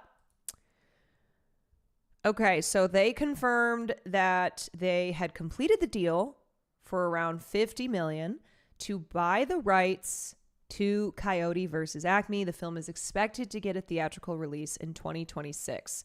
Gareth West, the CEO of Ketchup Entertainment, said, "We are thrilled to have made a deal with Warner Brothers to bring this film to audiences worldwide." And what was crazy is I remember when this news came out of Coyote vs. Acme, it was like Warner Brothers wasn't even going to try to... They weren't even going to try to sell the film. Is this movie that important, though? Look, the reason that it was bad that Warner Brothers is going to shelve this film is because it is not a good sign and good indication of the industry when completed films are being shelved.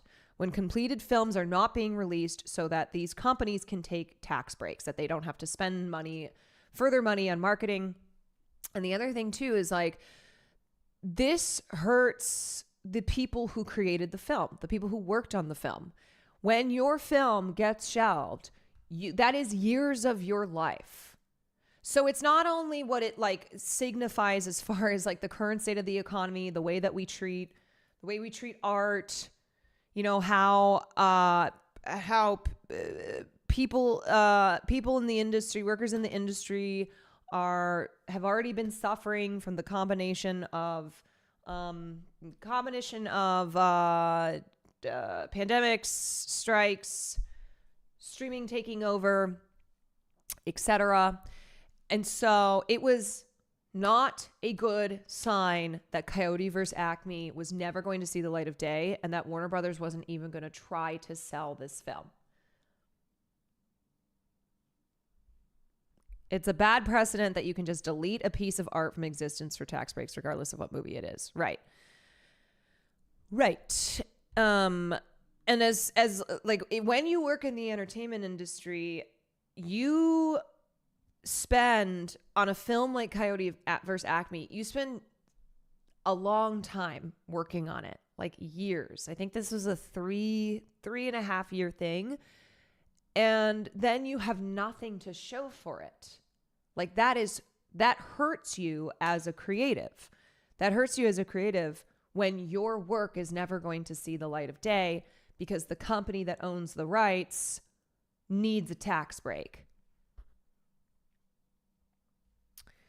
Coyote vs. Acme is a perfect blend of nostalgia and modern storytelling, capturing the essence of the beloved Looney Tunes characters while introducing them to a new generation. We believe it will resonate with both longtime fans and newcomers alike.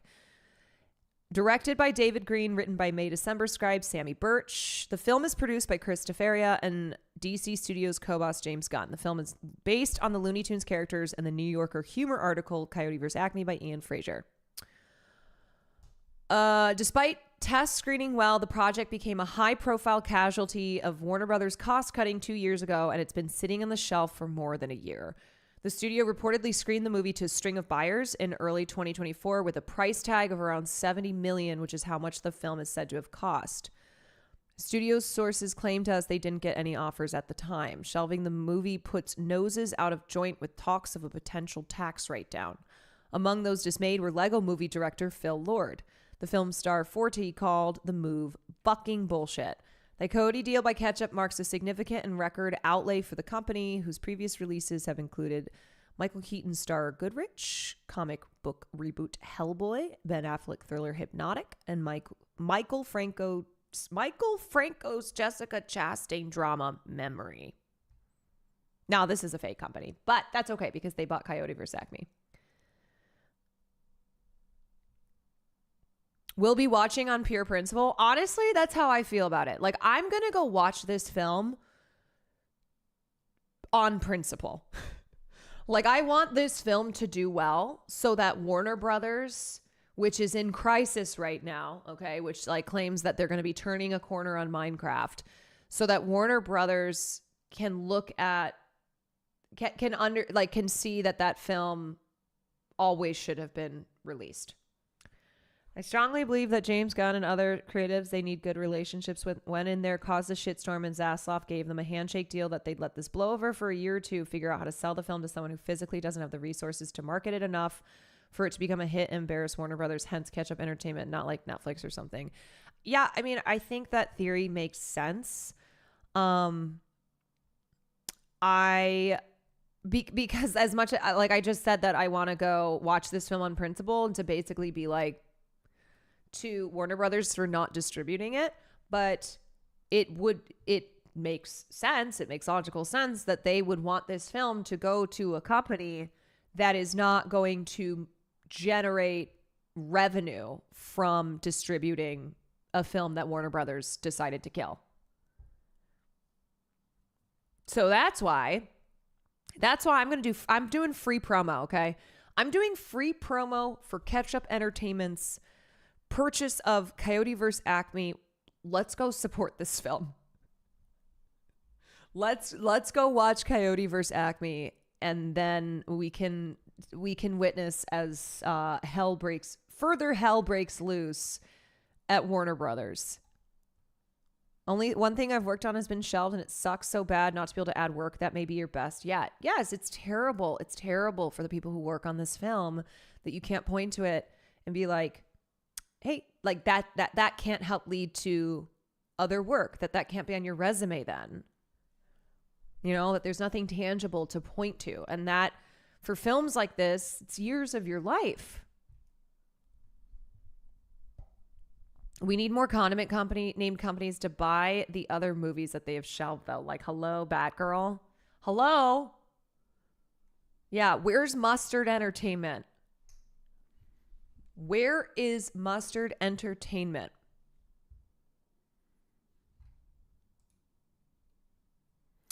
Where you at, Mustard? Okay, actually, last thing before I go, because I'm so confused by this. Alex Garland isn't pushing an agenda with A24's Iraq set Warfare. I find it infantilizing. What do you mean you're not pushing an agenda with a film that was consulted on by former special ops who were in Iraq, okay? And that just by itself is a film that is set during the Iraq War. Like, yes, it is an agenda. What do you mean? What are you talking about? He wants audiences to know. So this is a film. Okay, sorry, not special ops. Former U.S. Navy SEAL Ray Mendoza co-wrote and directed the film with Alex Garland. Do you not think that Ray Mendoza has an agenda? Maybe Alex Garland really doesn't, but I have a hard time believing that former U.S. Navy SEAL Ray Mendoza doesn't. Now, I'm firmly chalked up to Alex Garland's PR tours. I just need to see the film before I can wrap my head around the marketing narrative, especially after Civil War, clearly having critiques of the right wing that they were trying to deny for marketing reasons. Yeah, I'm confused by him saying this, that he's saying, hey, Warfare has no agenda. Is this kind of the same energy as Twisters, where Lee Isaac Chung, who directed Twisters, was like, this isn't political at all. Like this film about climate change having exacerbated the weather to the point that it's producing these insane tornadoes, these devastating tornadoes. Storm season is intensifying, and he's like, yeah, but we're not going to put any politics into it because they didn't want to risk ostracizing viewers or audience members in red states. I don't know, but here's what he said, or Alex Garland. Everything in the film is sourced from first-person account, and the film is just attempting to accurately recreate it. Okay, so that's an agenda. That is an agenda. First-person account of a Navy SEAL? That's an agenda. What? You're not... That's not a neutral approach. That's bias there. What are you talking... what? That neutral approach, I hope, means people can receive this as adults in their own way with whatever they bring, whatever their opinions are in the Iraq War. It doesn't matter. This is extra information that they can interpret and take from what they will. What do you mean? This is the real story, brother. The ensemble lineup playing real-life soldiers in warfare. Let me just show you guys, if you haven't seen this trailer before, okay? If you have not seen the trailer, I'm sorry. Oh, actually, maybe we look at...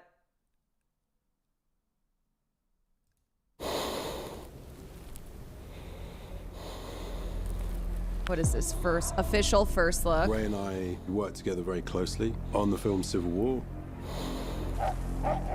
Probably about halfway through, we started talking about this film that Ray wanted to make. It's about a group of young SEALs in Iraq conducting an Overwatch mission. In doing so, they came upon contact, and then having to come together and figure out a plan and to get to safety. This story kind of hinges around Ray and Elliot. We have 2 severely wounded. I did this for Elliot Miller.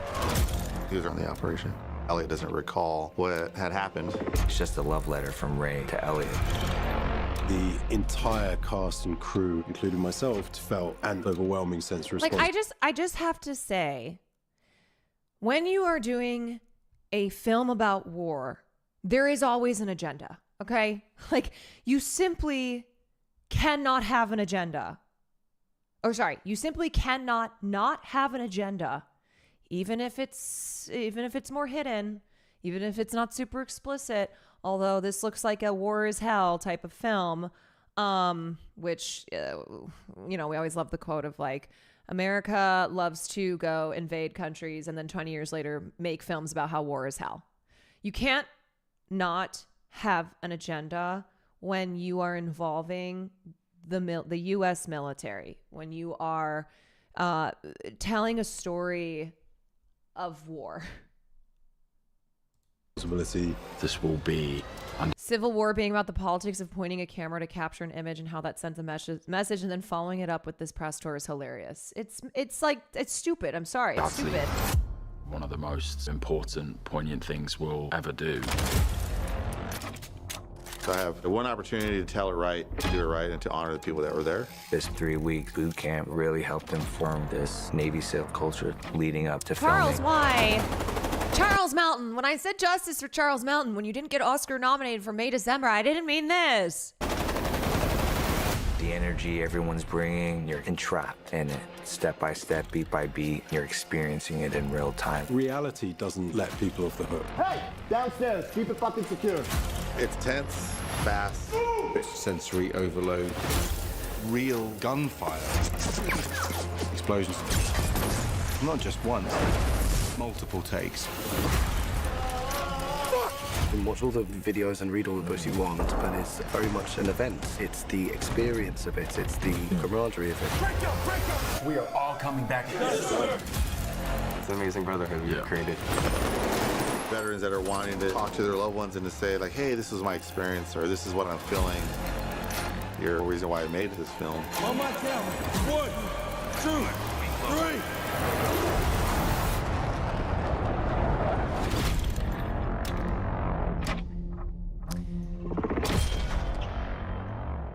Anything that describes the illegal invasion of Iraq as anything other than the worst war crime of the 21st century is dishonest. Like, even that sentence there where what the actor was talking about brotherhood, right? Like brotherhood in the military, that's propaganda. Like, that is an agenda. That's something that they say to sell war to people, to get people to recruit. And military recruiting is down. I've talked about this a lot. Like, we've covered this extensively. Military recruiting is down. So they go to they go and find vulnerable young people, okay? Economically vulnerable, no economic opportunities in their future, can't go to college. They find people who are lonely, who are alienated, who will be like, "Oh, you know what? I am looking for a brotherhood. I am looking for community. I am looking for like a group that I can belong to." Yes, these are professional soldiers.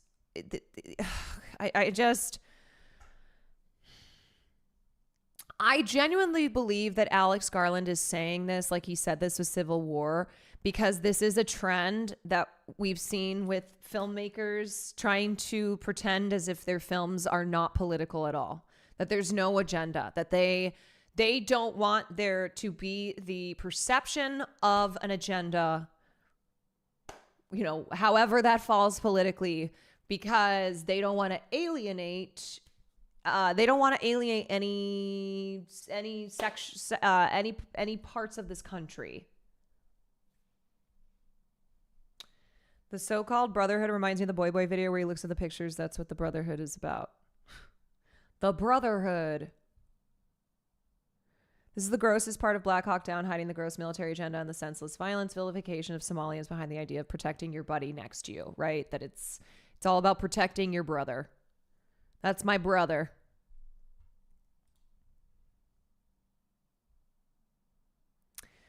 Garland continued saying he thinks that living in a connected period of social media has changed how people receive art like movies and television. When you position yourself in the public statement and say what you think in relation to what is happening, it reassures the recipients, yes, we're on the same side. The choir is being preached to. He's apolitical. He added, it just becomes very problematic because then there are no statements made without an agenda. Huh?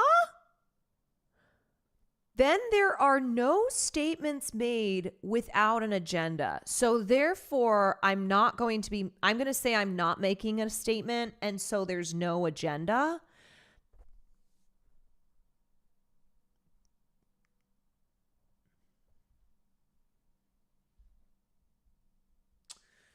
I guess what he's trying to get at is like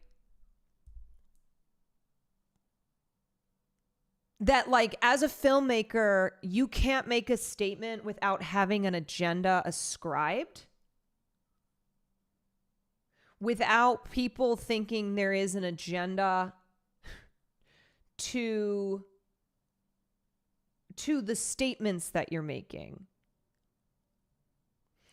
I just find this odd, though, when this is about a film set in 2006 during the Iraq War, to try and be like, there's no agenda with this film.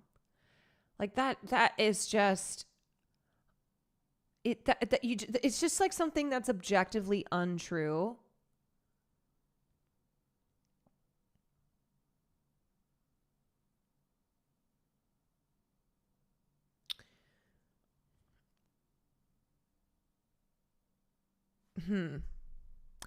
I find it infantilizing and irritating, and I don't want to be part of it. Cinema has a long history with making war seductive, he also said, which isn't always appropriate. Like, yeah, that's true. Cinema does have a long history of making war seem seductive, like especially during eras like World War II, where the Department of Defense realized that they could use the entertainment industry as a tool of propaganda, that they could use films as a way to garner public support for American wars, for, recruiting purposes, for like everybody pitches in. Yeah, that war seems like this heroic thing, that there's this seduction to it that makes it so that war is not only something that we can avoid, but something that people want to be a part of. That's why the original Modern Warfare, released in 2007, was a huge driving force to get people to sign up. I was 10 at the time, and it was mind-blowing. New here, you probably hated Civil War. I did not care for that film. I did not.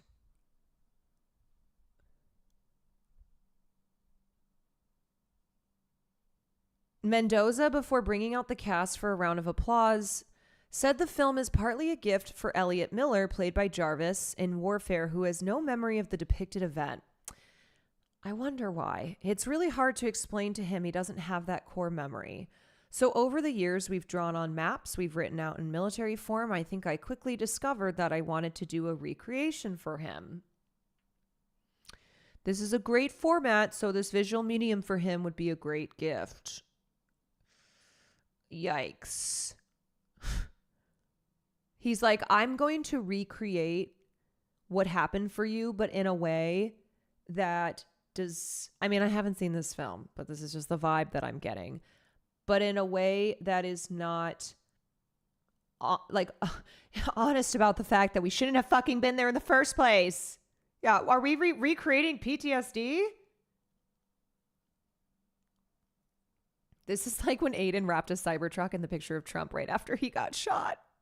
Yeah, and Trump was like, Trump had PTSD, and it was very clear that the Aiden Ross Cybertruck with the picture of Trump was triggering his PTSD. Oh gosh.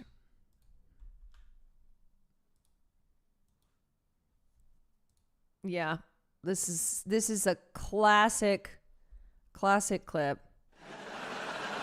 I honestly blame American foreign policy for a lot of this stuff. American foreign policy is horrendous because not only will America come to your country and kill all your people, but what's worse, I think, is that they'll come back 20 years later and make a movie about how killing your people made their soldiers feel sad. Oh, boo-hoo. Americans making a movie about what Vietnam did to their soldiers is like a serial killer telling you what stopping suddenly for hitchhikers did to his clutch.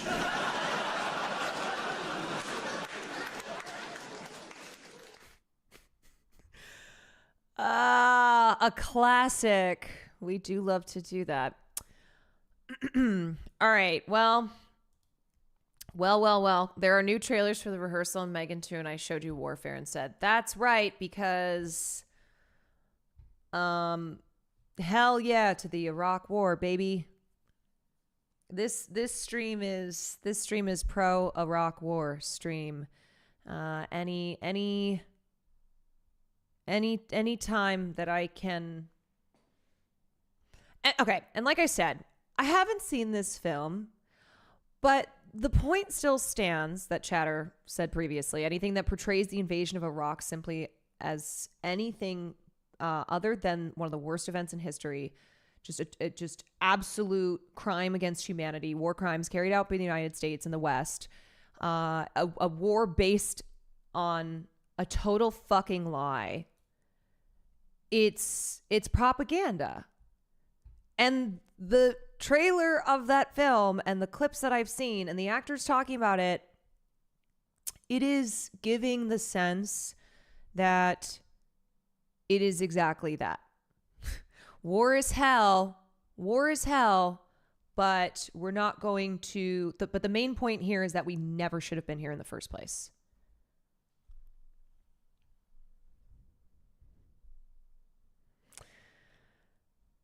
I mean, Warfare is basically on the same level as October 8th. Yeah. And I'm sorry, but just the tagline of a film about the Iraq War being that it's based on memory, and the memory is that of a Navy SEAL, and it's essentially a love letter. It's a way for his buddy, who has no memory of the event, to remember it. That they're going to recreate it for him.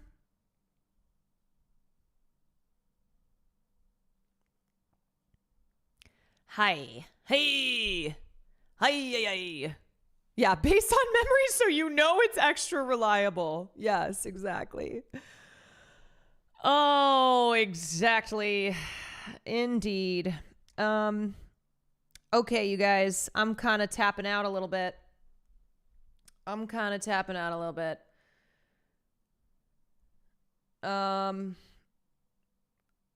know, I feel like it is something that I should watch Warfare so I can determine it. Like, I don't want to promote the film. I don't be like, everybody should watch it. But I am a person where it's like, okay, I talk about movies and stuff on here. Like, maybe I watch it and then give my impression. You know?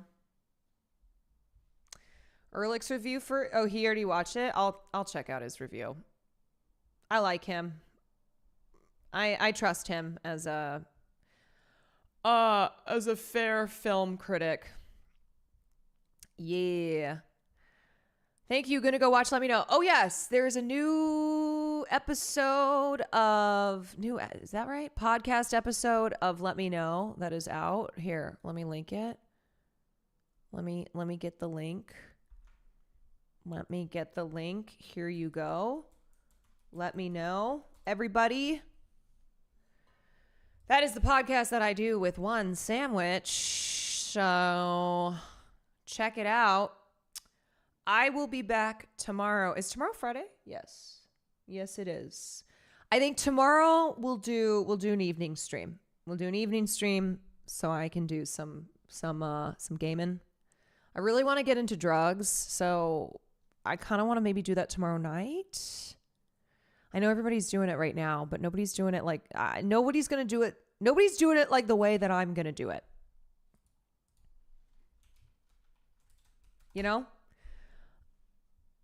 So, I will see you guys. I will see you guys tomorrow night. I'm going to send you over to DTune. He is streaming right now. Thank you so much for joining me, darlings. Thank you, thank you, thank you. I hope that you enjoyed your time here. Remember, buy high, sell low. Buy high, sell low. I don't want you guys to I don't want you thinking that this is going to be necessarily a repeat of the Great Depression, but I think it certainly doesn't feel good right now, and things are not boding well. But I would rather I want to be realistic, but also not just stir up anxiety and fear if more